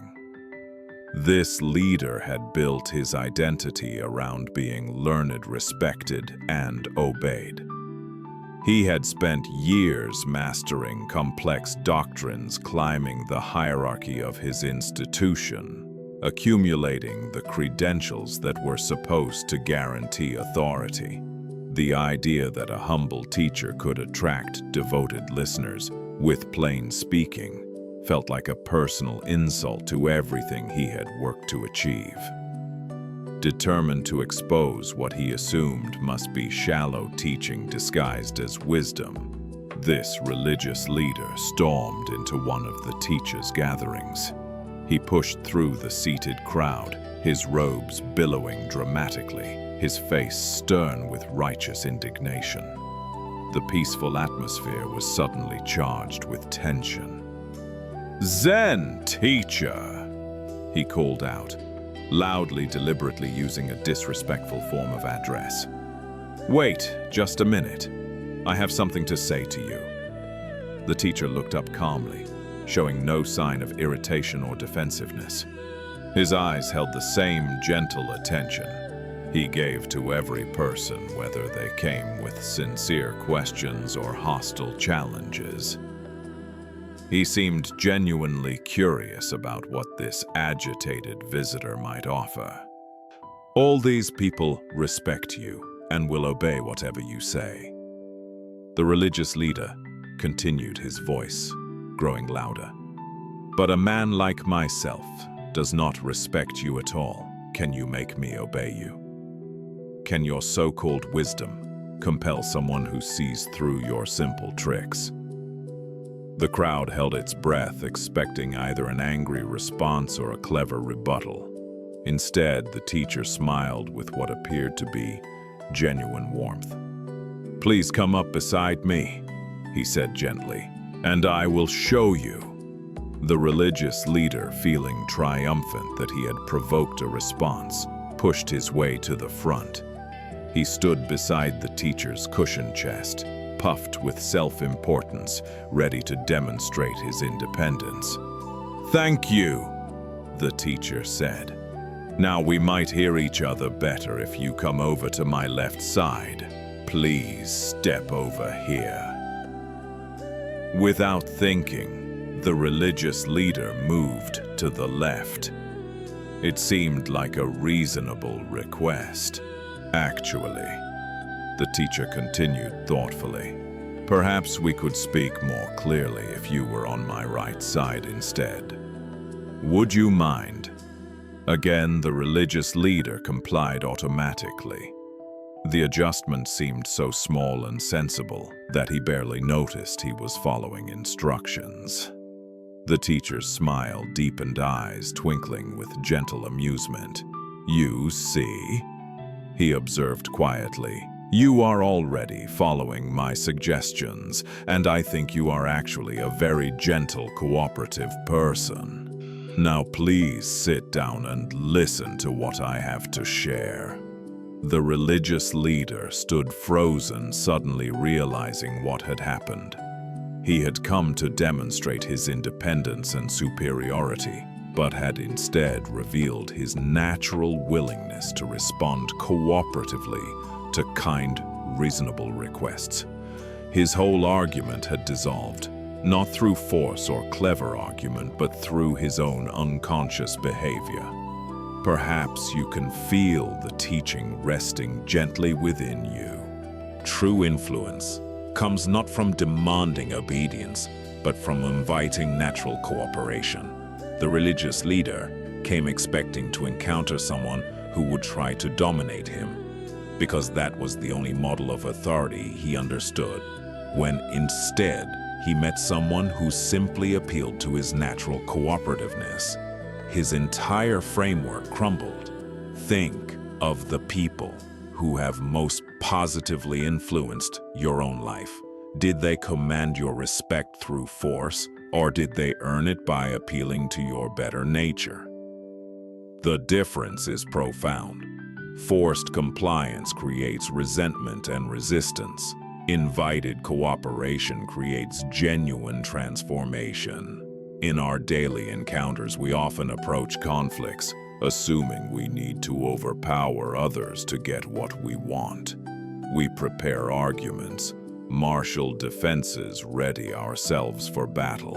But what if we assumed the best about others and invited their natural wisdom to emerge instead? When we meet resistance with resistance, we simply create more tension. When we meet resistance with understanding, we create space for something new to unfold. The religious leader's aggression came from his own insecurity and fear. The teacher's genius lay in seeing past the hostile surface to the suffering underneath, then responding to that suffering rather than the aggression. Tonight, as you consider any relationships where you feel the need to assert your position or defend yourself, can you remember this gentle teaching? True authority comes not from the power to make others obey, but from the wisdom to help them discover their own desire to participate in creating something beautiful together. Let us continue with a story about how forms can persist long after their function has ended, and how we might find the wisdom to distinguish living practice from empty repetition. In a peaceful monastery, nestled in mountain forests, generations of practitioners had dedicated themselves to daily meditation. Each evening, as sunset painted the sky in colors of fire and gold, they would gather in the great hall for their most important practice session, a time of deep silence and inner exploration that had been maintained across many lifetimes. The monastery had been founded centuries earlier by a teacher of remarkable clarity, and his instructions had been carefully preserved and passed down. Each generation added its own understanding while honoring what had come before. The buildings had been rebuilt several times over the centuries, but the practices remained essentially unchanged. However, the monastery was also home to a particularly vocal cat who had made the temple grounds his territory. This cat had developed an unfortunate habit of appearing during evening meditation, meowing loudly, knocking over water bowls, and creating such disturbance that concentrated practice became nearly impossible. Night after night, the monks would settle into stillness only to be interrupted by the animal's noise. Finally, the community's spiritual teacher decided that practical action was needed. Rather than allowing practice to continue being disrupted, he instructed his students to gently secure the cat in a corner of the hall before each evening session. This simple solution worked well. The cat, though present, could no longer disturb anyone's concentration. Years passed peacefully with this arrangement. The evening sessions proceeded without interruption. The monks deepened their practice. When the old teacher eventually died, the monks naturally continued all the customs he had established, including the evening securing of the cat. After all, this had been part of their master's wisdom. In time, the original cat also died. But the monks, thoroughly convinced that a restrained cat was essential to proper meditation, went to great lengths to acquire another cat for this purpose. They searched until they found a suitable animal and continued the tradition without interruption. Generations came and went, each learning from their predecessors that restraining a cat during evening practice was a crucial element of their spiritual training. None questioned why. It was simply how things had always been done. New monks who asked about the meaning of the cat were told that it represented deep wisdom they would understand with more experience. Centuries later, learned scholars of this lineage wrote elaborate treatises about the religious significance of the practice. They developed sophisticated theories about its symbolic meaning, its representation of taming the wild mind, its importance in creating proper atmosphere for contemplation. What began as a practical solution to a specific problem had transformed into sacred ritual, then into complex doctrine. Perhaps you can sense the gentle humor and the serious teaching intertwined within this story. How easily practical measures become rigid requirements that persist long after original circumstances have changed. How quickly we transform temporary solutions into permanent traditions, then construct elaborate explanations for practices we no longer understand. Consider the various customs, routines, and habits in your own life. How many do you maintain simply because that is how things have always been done, rather than because they currently serve any useful purpose? The monastery's cat represents all the meaningless forms we preserve out of habit rather than wisdom. This does not mean we should abandon all tradition or structure. The original teacher's decision was perfectly sensible, given the circumstances he faced. The problem arose when succeeding generations failed to distinguish between the pointing finger and what it pointed toward, between the form that served awakening and awakening itself. True practice involves continuously examining our activities to ensure they serve their intended purpose. Like a raft built to cross a river forms, and methods can be released once they have accomplished what they were designed to accomplish. When we turn temporary tools into permanent monuments, we mistake the means for the end. Tonight, as you prepare for rest, can you notice any habits of body or mind that may have outlived their usefulness? Perhaps there are tensions you hold automatically, thought patterns you repeat from long ago, ways of approaching sleep that once served you, but now simply continue from momentum. What would it mean to release forms that no longer function, while honoring the original intention they were meant to serve?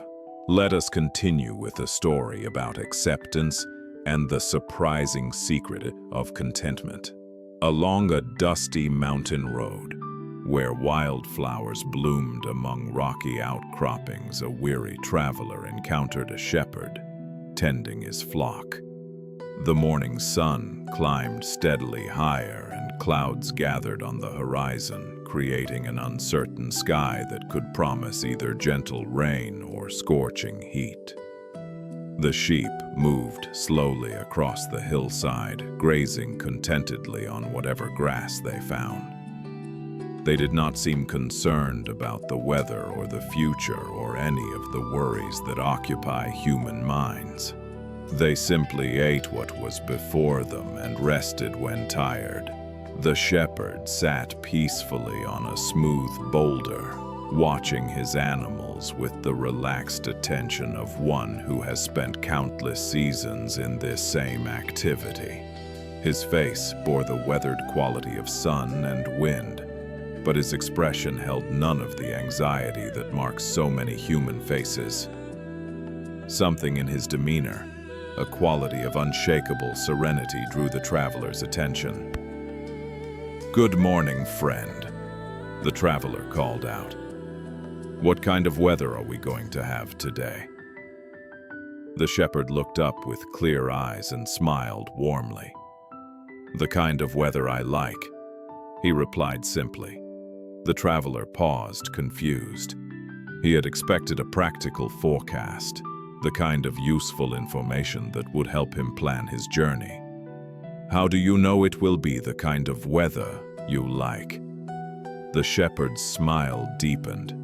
"Having discovered that I cannot always get what I like," he said with the patience of someone who had learned life's essential lesson, I have learned to always like what I get, so I'm quite sure we will have the kind of weather I like. Perhaps you can feel this wisdom settling into your understanding, like seeds finding fertile soil. True contentment comes not from controlling external circumstances, but from transforming our relationship to whatever circumstances arise. The shepherd had discovered something no weather prediction could provide: complete freedom from the anxiety of uncertainty. We exhaust ourselves trying to arrange life according to our preferences, failing to notice that the exhaustion comes not from circumstances themselves, but from our resistance to what is. When we fight against what is already happening, we create an internal war that drains our energy and blocks our capacity for peace. The shepherd's approach does not mean becoming passive or ceasing to have preferences. We can still hope for sunshine while fully accepting rain. We can work toward goals while finding contentment when outcomes differ from expectations. The key lies in holding our preferences lightly rather than allowing them to determine whether we feel at peace. Consider how much energy you spend each day resisting what cannot be changed. Weather that does not match your plans, other people who do not behave as you think they should, circumstances beyond your control. Each resistance creates a small contraction, a tiny rebellion against reality that accumulates into chronic dissatisfaction. Tonight, whatever sounds surround you, whatever sensations arise in your body, whatever thoughts drift through your mind, can you meet them with the shepherd's secret? Not demanding that this moment be different, but discovering the contentment available within this moment exactly as it is.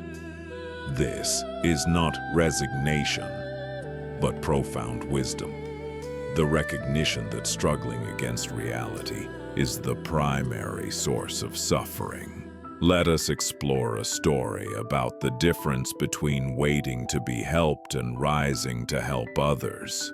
In a land where drought had gripped the earth for many months, there lived a man whose heart burned with spiritual longing. Every day he prayed fervently, asking for wisdom that would bring success and security to his struggling life. His prayers were sincere, but filled with anxiety, for he had tried many approaches, and nothing had brought the fulfillment he sought. He had worked at various trades, attempted different strategies, consulted numerous advisors. Yet despite all his efforts, prosperity remained elusive. He began to believe that he must be missing some essential secret, some spiritual key that would unlock the door to abundance. One night, after hours of desperate prayer, he fell into deep sleep and began to dream. A voice spoke with crystal clarity. "Go into the forest tomorrow morning. There you will find what you seek." The man woke with heart pounding. This felt different from ordinary dreams. Without delay, he set out at first light for the ancient forest that bordered his village. For hours, he wandered among towering trees, searching for some sign, some teacher, some revelation. Finally, exhaustion forced him to rest beside a stream. As he sat on a smooth stone, movement caught his eye among the rocks nearby. To his amazement, he discovered a fox lying peacefully in a shaded alcove.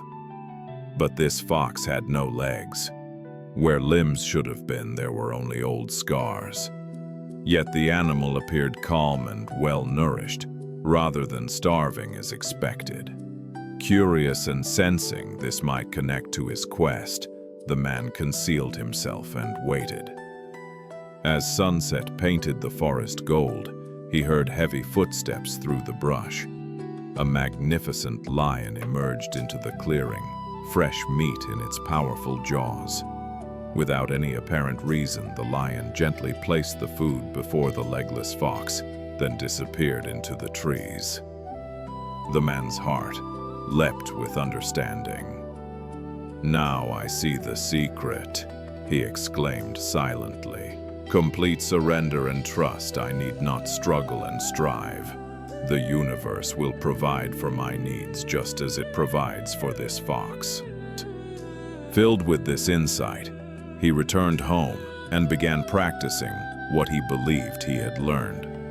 He stopped seeking work, stopped making efforts to improve his situation, and instead spent his days in prayer, waiting for Providence to supply his needs.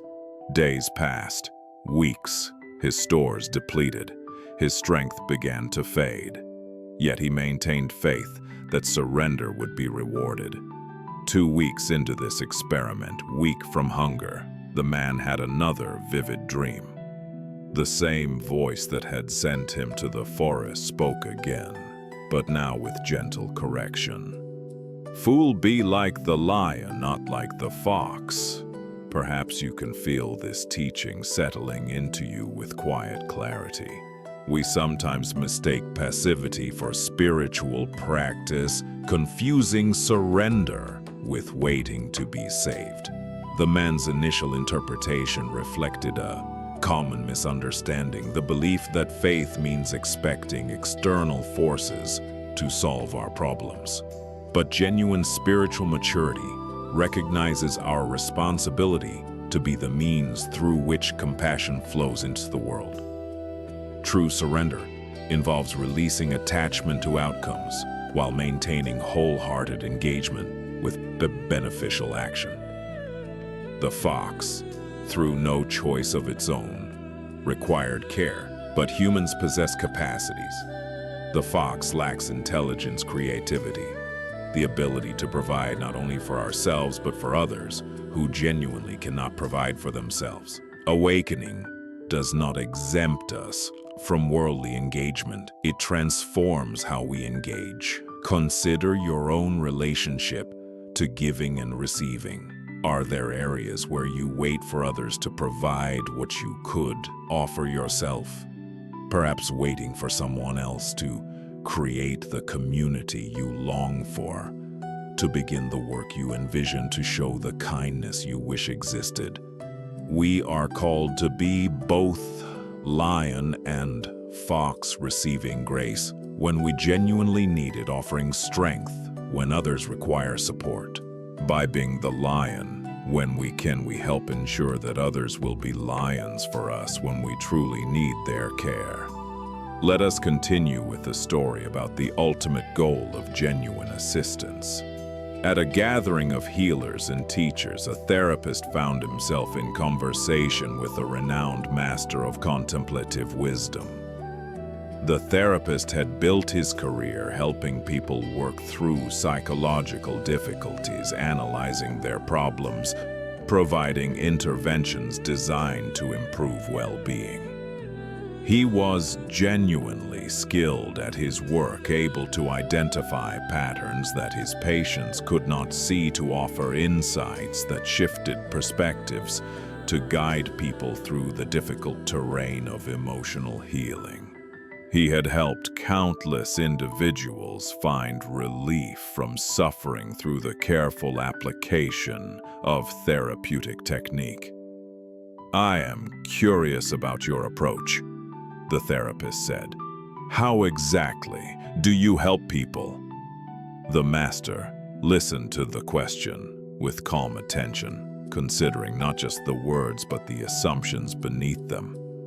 After thoughtful silence, he offered a response both simple and profound. "I help them reach a place where they can no longer ask any questions." The therapist paused, uncertain whether this was serious or some kind of riddle. Surely questioning is important in any growth process. How can we understand ourselves without inquiry? The master smiled gently. Questions arise from a mind that believes it lacks something. When someone reaches the place where questions naturally cease, they have found what they were seeking all along. Perhaps you can feel this teaching pointing towards something beyond the mind's usual operations. We assume that helping means providing answers. But what if the deepest healing involves dissolving the very framework that generates the questions? Consider the endless inquiries that occupy your mind. How can I be happier? What should I do with my life? Why do these patterns persist? Each question implies a questioner who lacks something, who needs something, who must figure something out. But what if the questioner itself is the source of the seeking? Many of our difficulties are maintained by the very effort to solve them. The mind that constantly asks, "How can I find peace?" is the same mind that disturbs the peace naturally present. The person desperately seeking awakening may be reinforcing the very sense of separation that creates the feeling of being asleep. This approach does not suppress inquiry or promote ignorance. It guides people toward direct experience of completeness, where questions dissolve because there is nothing more to seek. When someone realizes their fundamental wholeness, questions about how to become whole simply cease to arise. Tonight, as you notice the questions that typically occupy your awareness, can you sense what lies beneath them? The space of knowing that exists prior to all questioning, the completeness that needs no answers because it lacks nothing. Perhaps the deepest rest comes not from figuring out how to relax, but from recognizing that what you seek has never been absent.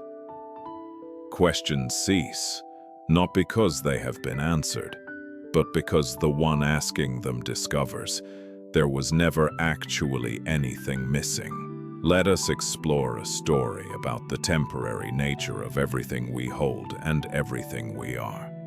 In ancient times, a wandering teacher arrived at a magnificent palace, a structure of marble and gold that rose above the city like a jeweled crown. Guards in gleaming armor stood at attention throughout the grounds. Inside, tapestries and statues decorated vast corridors. Upon an elevated throne sat the ruler of this domain.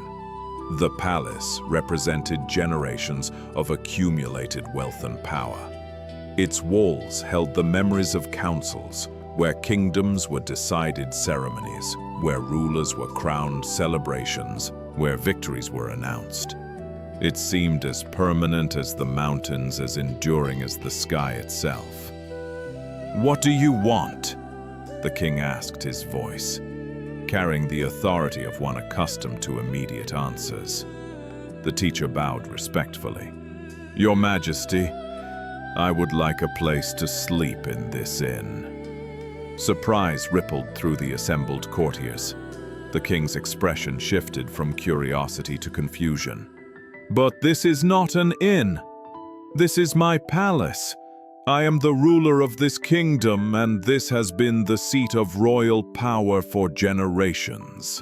The teacher nodded thoughtfully. "I see. May I ask who occupied this palace before you?" "My father," the king replied. "He ruled here for 30 years before his death. And before him, my grandfather. He too ruled from this throne. He also has passed." The teacher allowed silence to settle in the vast room. Finally, he spoke with gentle clarity.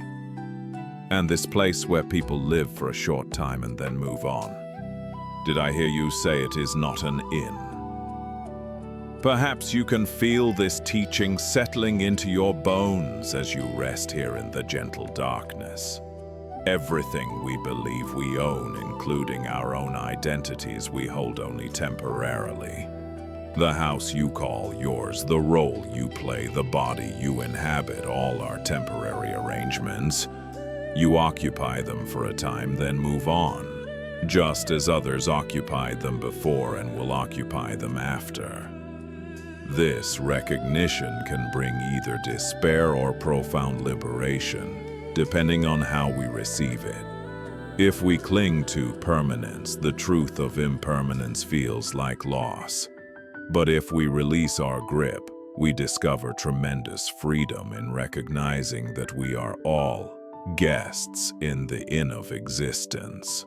The teaching does not suggest we become indifferent or careless. Rather, it invites us to hold everything more lightly, recognizing transient nature while fully appreciating each moment we are given. Because nothing lasts, each moment becomes precious. Because all states change, suffering can transform into joy. Because patterns shift, even the most entrenched difficulties can open toward wisdom. Tonight, as you rest in your temporary dwelling, surrounded by temporary possessions, can you sense the freedom that comes with this recognition? Nothing needs to be different for peace to be present. This moment, exactly as it is, contains everything necessary for completeness. Let us turn to a story about the difference between the teaching and the truth toward which it points. In a valley monastery, where evening mist gathered among ancient trees, a beloved teacher enjoyed walking each day with his faithful companion, a dog who bounded ahead with simple joy. The animal knew nothing of philosophy or spiritual attainment.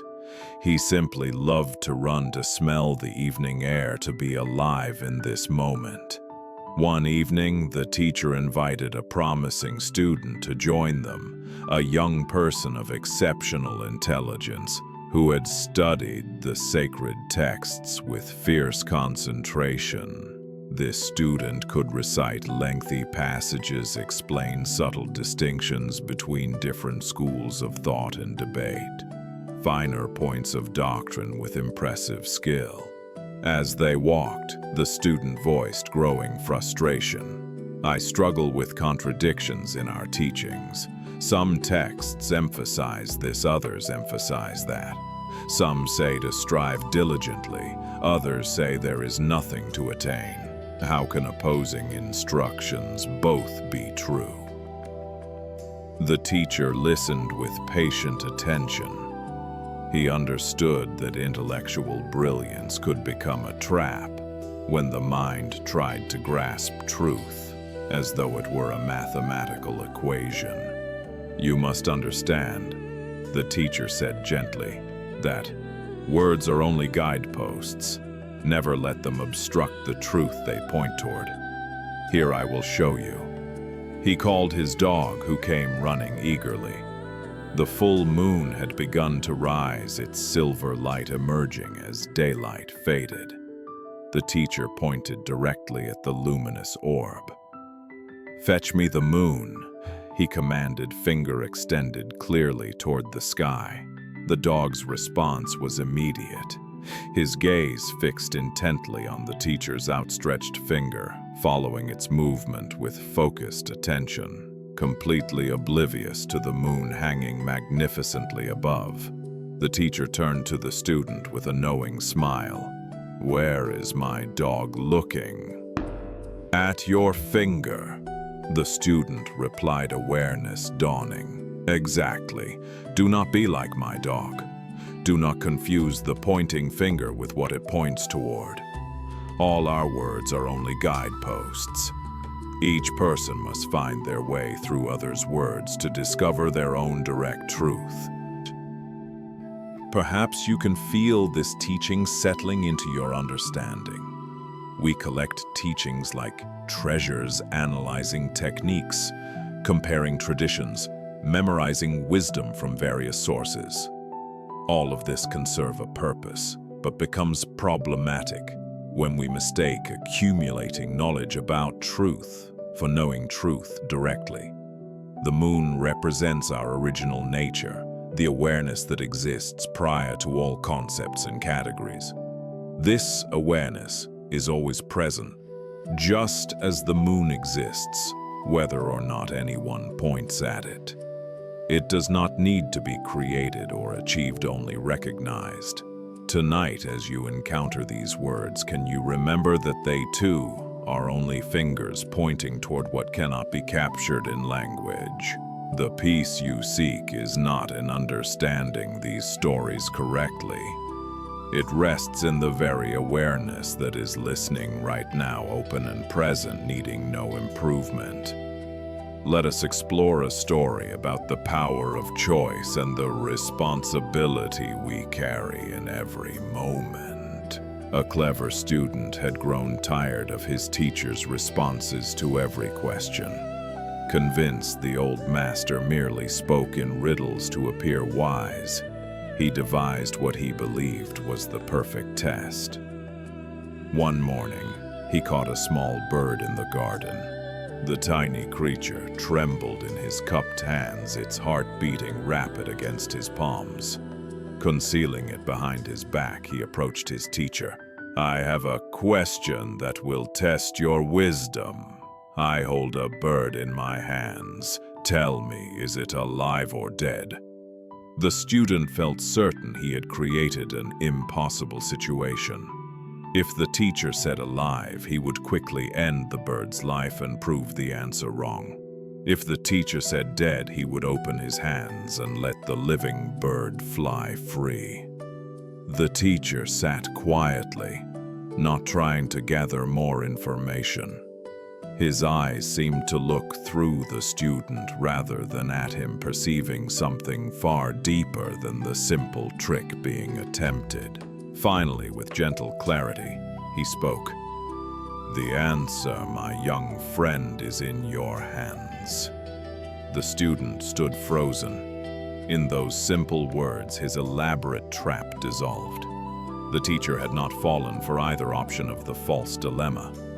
Instead, he pointed to something far more profound, the fundamental truth that the student himself held the power to determine the outcome.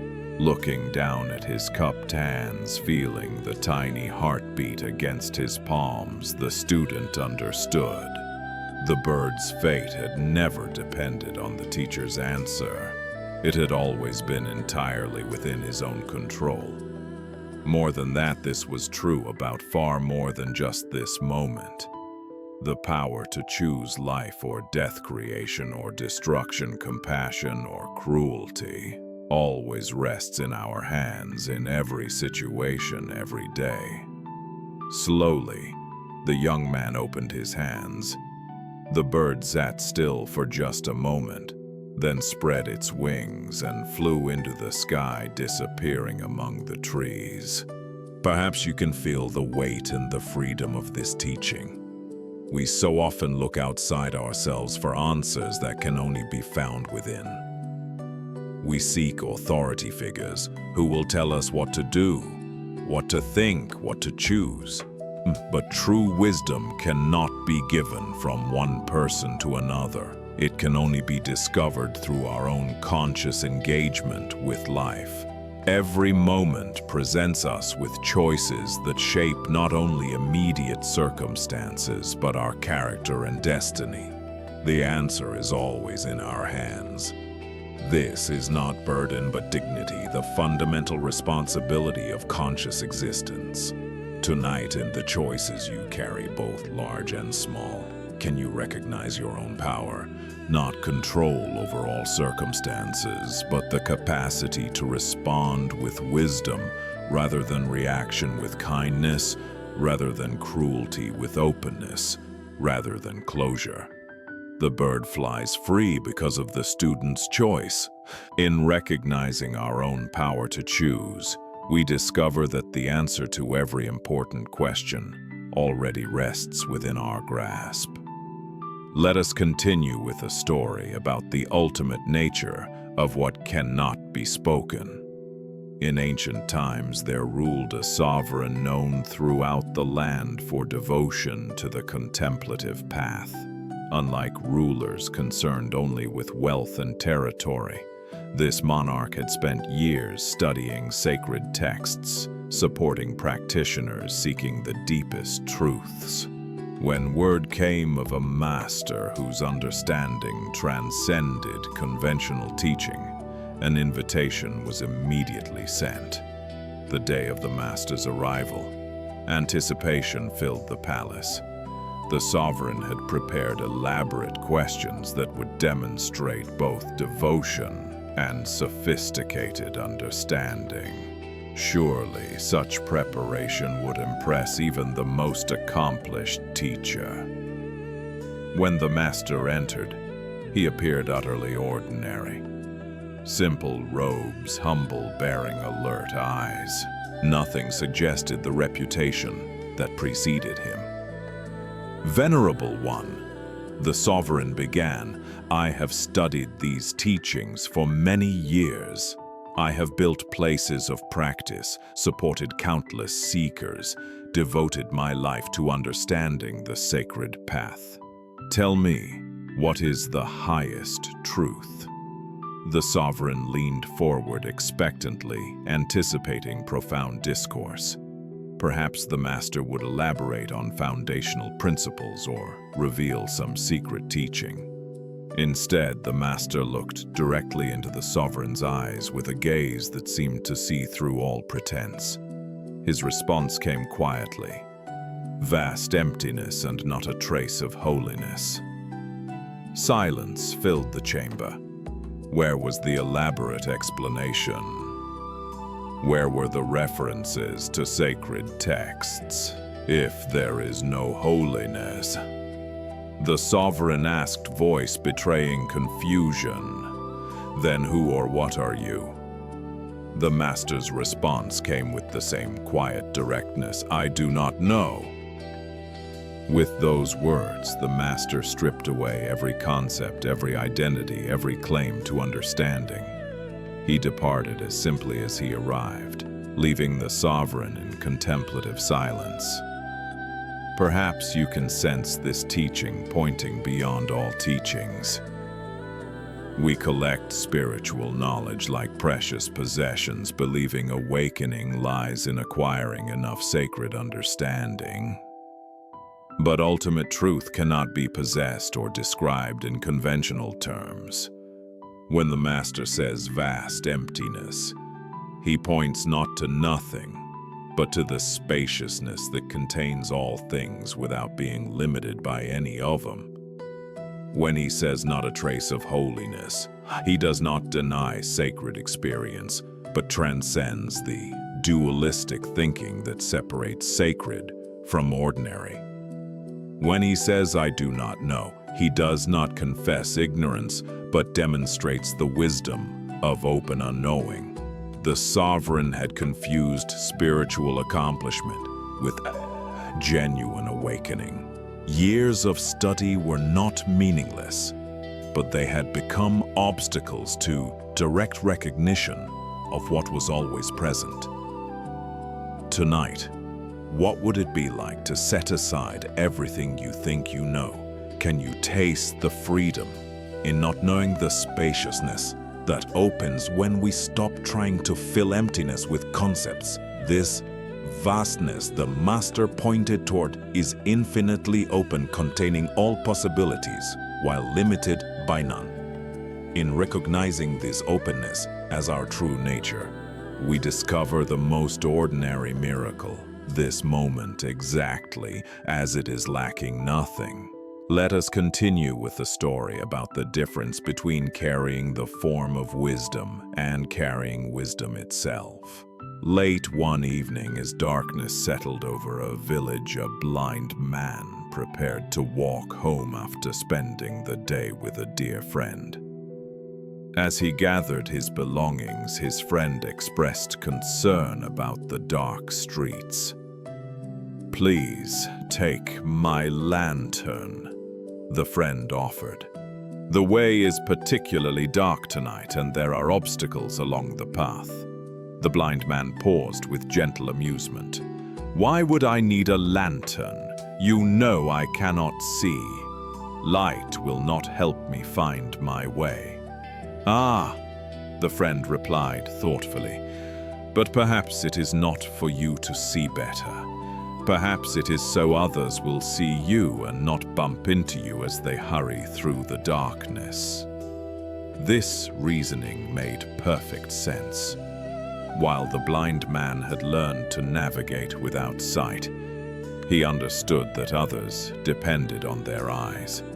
He accepted the lantern gratefully. His friend lit the candle and the warm glow surrounded them both. Off he went into the night, lantern swinging gently at his side. He felt confident and considerate, knowing he was taking care both of his own safety and the safety of others. But he had walked only a short distance when another traveler walked directly into him. The collision sent both stumbling. "Why do you not watch where you are going?" the blind man called out. "Cannot you see this lantern?" The other traveler looked at the lantern and could not help but laugh. "My friend, why do you not light the candle? Your lantern is completely dark." The blind man reached toward his lantern and felt around the frame. The candle had gone out shortly after leaving his friend's house. He had been walking through darkness, carrying what he believed was a source of light, but was actually an empty container. Perhaps you can feel this teaching settling with gentle recognition.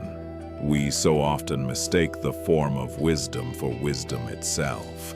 We acquire teachings, surround ourselves with practices, assume that possessing these things means we are illuminated. But unless the actual flame is burning, we walk in darkness while believing we carry light. Consider your own understanding.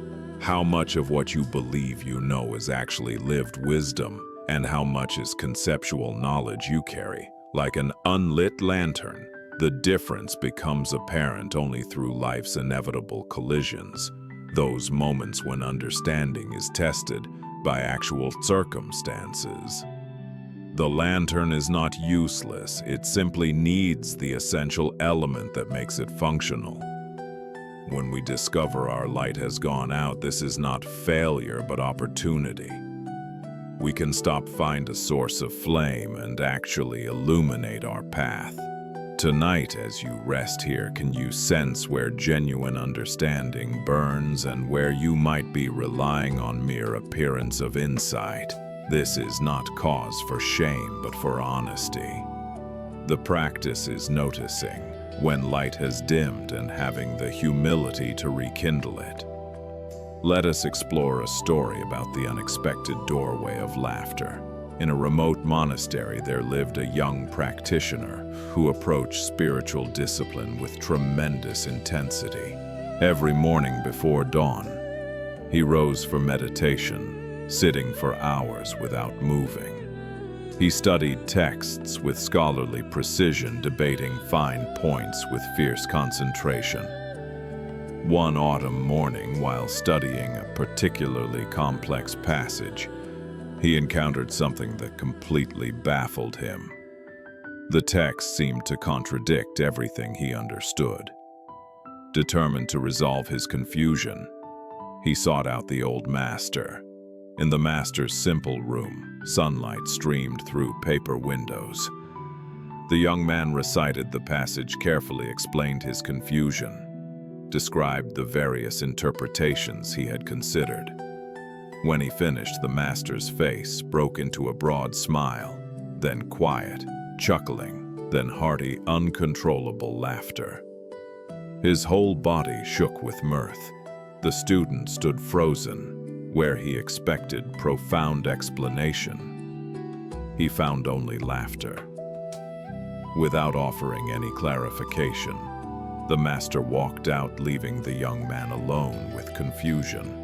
For 3 days, this inexplicable response haunted him constantly. He barely ate. His practice scattered. Sleep came only in fragments. Why had his sincere inquiry been met with such puzzling amusement? Finally, unable to bear the torment, he returned to the master. "For 3 days I have been deeply disturbed by your reaction. Please tell me, why did you laugh at my sincere seeking?" The master's expression became gentle. "Do you know what your problem is? You are worse than a clown." The words struck like a blow.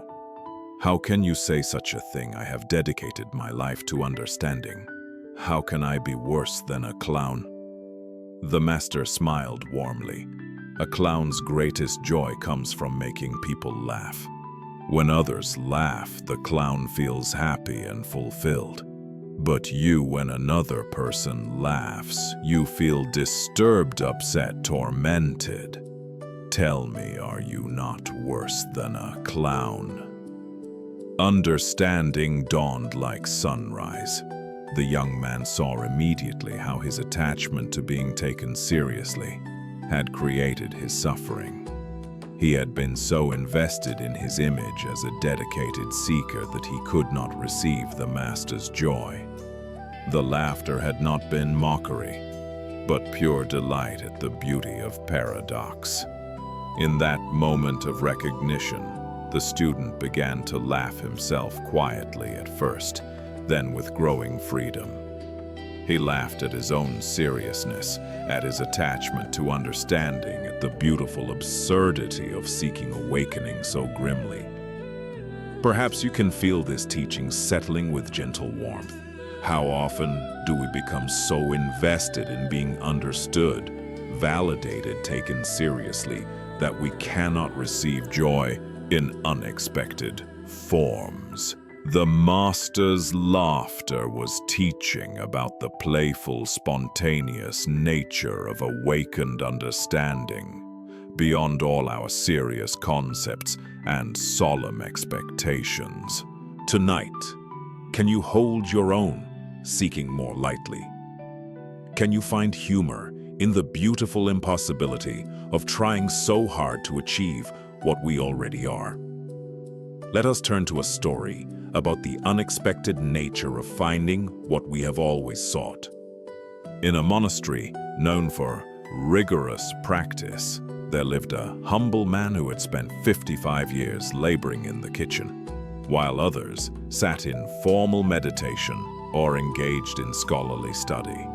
He chopped vegetables, tended fires, prepared meals with quiet attention. His hands had grown permanently stained, his back bent from years of service. Since his earliest days, he had been given a contemplative puzzle. What is the sound of one hand? Day after day, year after year, he wrestled with this question, trying to solve it through logic, intuition, every approach his mind could devise. As decades passed, he began to see himself as a failure. Other practitioners progressed, achieving insights their teachers acknowledged.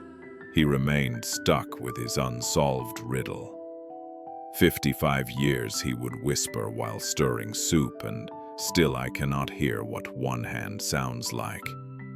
Now, as his body grew frail, he knew his time was approaching its end. He was moved to a small room where he could rest away from daily activity. Lying there in the gathering twilight of his life, something unexpected began to happen. Gradually, the familiar weight of striving lifted from his chest. The desperate need to solve the puzzle, the shame of perceived failure, the constant reaching all slowly dissolved like mist at sunrise. In place of seeking, he discovered something unexpected, profound peace that seemed to cradle his entire being. The soft darkness felt not like defeat, but like the gentlest embrace. His breathing slowed, and with it the churning of thoughts that had occupied his mind for so many years. In this exquisite silence, when there remained no more questions nor need for answers, when even the need for breathing seemed to fade into quiet acceptance, he finally heard it. The whooshing silence of one hand filled his awareness not as a sound, but as the very nature of existence itself, the presence that had been there all along beneath all the noise of seeking. Perhaps you can sense this teaching settling into the very heart of your being. What we seek is not found through effort, but uncovered when effort finally ceases. The mind creates a fundamental split between seeker and sought, keeping us perpetually reaching for something we imagine exists elsewhere in some future moment when we will finally arrive.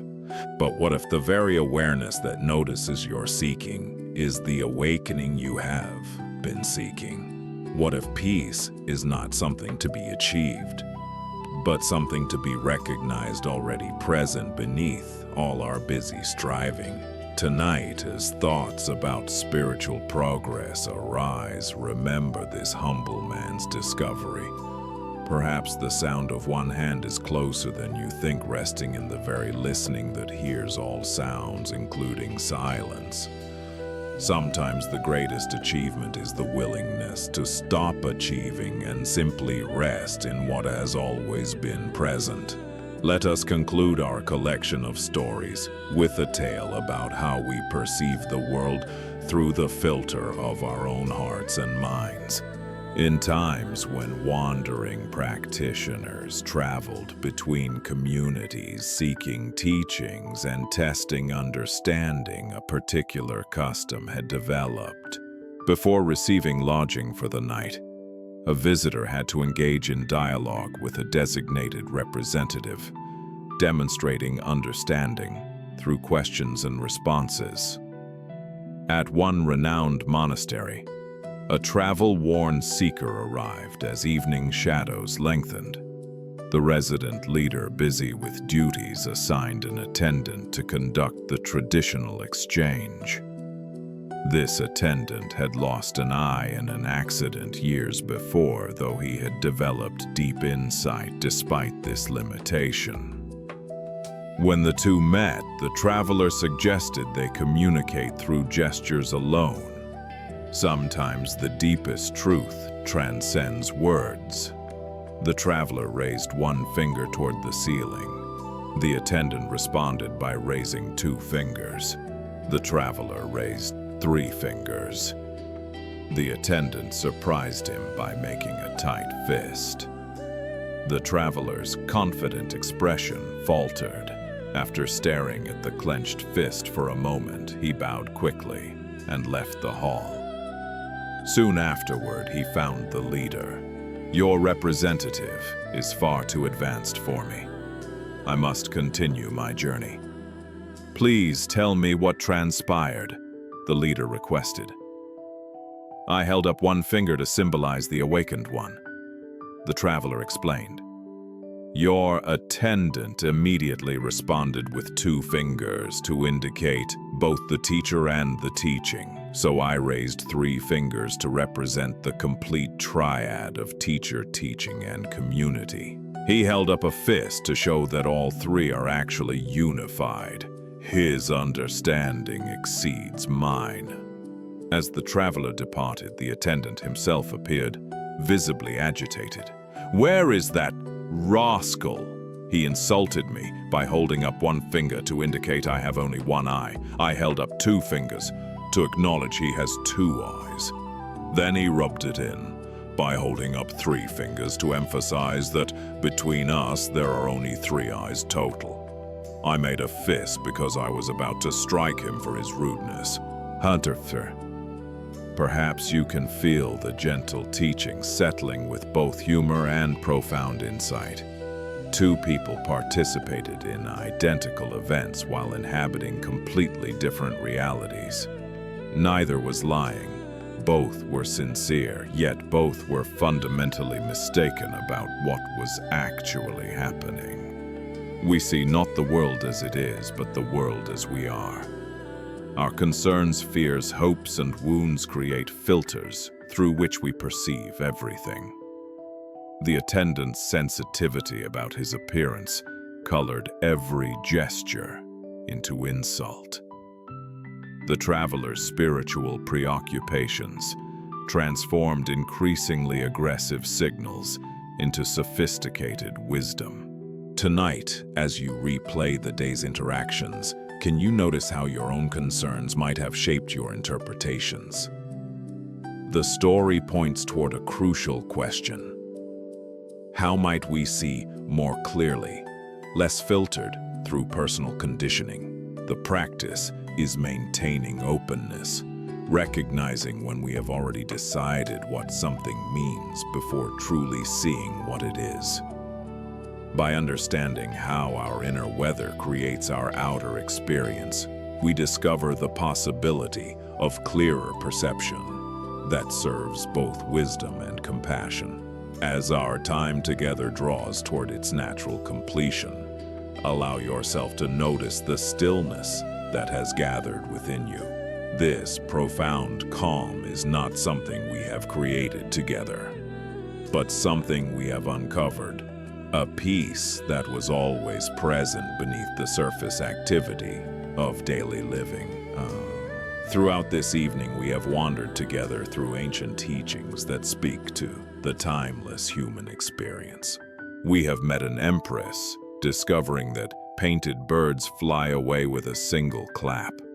We have pondered the impossible choice of a man hanging by his teeth from a tree branch. We have watched a scholar's certainty dissolve when an old woman asked a simple question about eating rice cakes. We have witnessed a young man transformed through years of washing dishes and dodging unexpected blows. We have considered whether walking on water is truly more impressive than a ferryman's simple service. We have learned that misfortune may contain hidden blessing and blessing may carry hidden difficulty. We have discovered that true wealth lies not in what we possess, but in what we can appreciate. We have seen a proud scholar humbled by a fisherman's practical wisdom. We have understood that true security cannot be found in external arrangements. We have watched a student's cup overflow, unable to receive new teaching. We have heard a musician discover the pure joy of giving without expectation. We have seen a hostile priest reveal his natural cooperativeness through the gentlest of invitations. We have discovered how a cat tied during meditation can become the subject of scholarly treatises centuries later. We have heard a shepherd explain how he always gets the weather he likes. We have learned why we should be the lion rather than the fox. We have pondered what it means to reach a place where no more questions arise. We have recognized that palaces are merely inns where rulers stay temporarily. We have been reminded not to confuse the pointing finger with the moon. We have felt the weight and freedom of knowing the answer is always in our hands. We have encountered vast emptiness with not a trace of holiness. We have carried lanterns without noticing when the candle had gone out. We have laughed at our own seriousness. We have heard in the silence of surrender the sound of one hand. We have seen how two people can experience the same event in completely different ways. Each of these stories, different as they are in setting and character points, toward the same essential truth, that peace is not something to be achieved, but something to be recognized. Not something distant to seek, but something present to acknowledge. You may feel how the teachings from tonight's journey are not merely ideas to be remembered, but living truths to be experienced in the simple rhythm of your breath, the soft weight of your body, the quiet awareness that holds all things without grasping any of them. Each story we have shared was an invitation to recognize your own unshakable center, the awareness that remains steady while thoughts and emotions come and go like weather passing through an open sky. True stability is not found in resisting what arises, but in being so grounded in presence that all things simply flow through without disturbance. You have reinforced this foundation tonight, even if your mind wanders tomorrow, even if the noise of the world returns, this calm remains available. You can always return here to this breath, to this moment, to this awareness that needs nothing to be complete. Now, as you prepare for deep and restorative rest, allow whatever remains of wakefulness to dissolve naturally, like snow melting in warm sunlight. There is nothing left to solve, nothing to figure out, nothing to achieve. There is only the gentle weight of your body, the soft rhythm of your breath, and the profound quiet that has always been your true home. The geese have flown away. The man has released his grip on the branch. The candle has been extinguished, revealing the light that was always there. The rice cakes have been eaten by no one knows which mind. The sword strikes have taught alertness without analysis. The river has been crossed by boat rather than miracle. The horse has returned with a companion. The cup has been emptied to receive new tea. The music has been shared with those who needed it most. The priest has sat down to listen. The cat has been released from centuries of unnecessary bondage. The weather has become exactly what you like. The lion within you has awakened. The questions have dissolved into completeness. The palace has revealed itself as an inn. The moon shines on indifferent to fingers. The bird has flown free from your open hands. Vast emptiness holds everything. The lantern burns bright again. Laughter echoes through the meditation hall. One hand claps in perfect silence, and two monks have discovered they were never really communicating at all. All of these stories live in you now, not as information to be stored, but as seeds planted in fertile soil. Some will sprout tomorrow. Some will take years to flower. Some will reveal their meaning only in retrospect, when you find yourself in circumstances that suddenly illuminate what tonight remained hidden. Trust this process. Trust the wisdom that knows how to unfold at exactly the right pace. Trust your own capacity for awakening, which has brought you to this moment of listening, this breath, of receiving this instant of perfect rest. You have practiced the art of being present, and now that presence will guide you effortlessly into sleep. Feel your body growing heavier, more relaxed, more willing to release into the support beneath you. Notice how the breath continues on its own, requiring no effort from your conscious mind. Observe how thoughts, if they arise at all, drift past like leaves on a slow-moving stream, touching nothing disturbing, nothing, simply passing through. The awareness that has listened to these stories all evening is the same awareness that will watch over you as you sleep. It does not need to be maintained or protected. It simply is, has always been, will always be. This awareness is your true home, the place from which you have never actually departed, no matter how far the mind seemed to wander. Rest now in this recognition. Let the final remnants of the day fall away like autumn leaves, releasing their hold on the branch. They were never really yours to carry. They were just visitors passing through like everything else in this inn called life.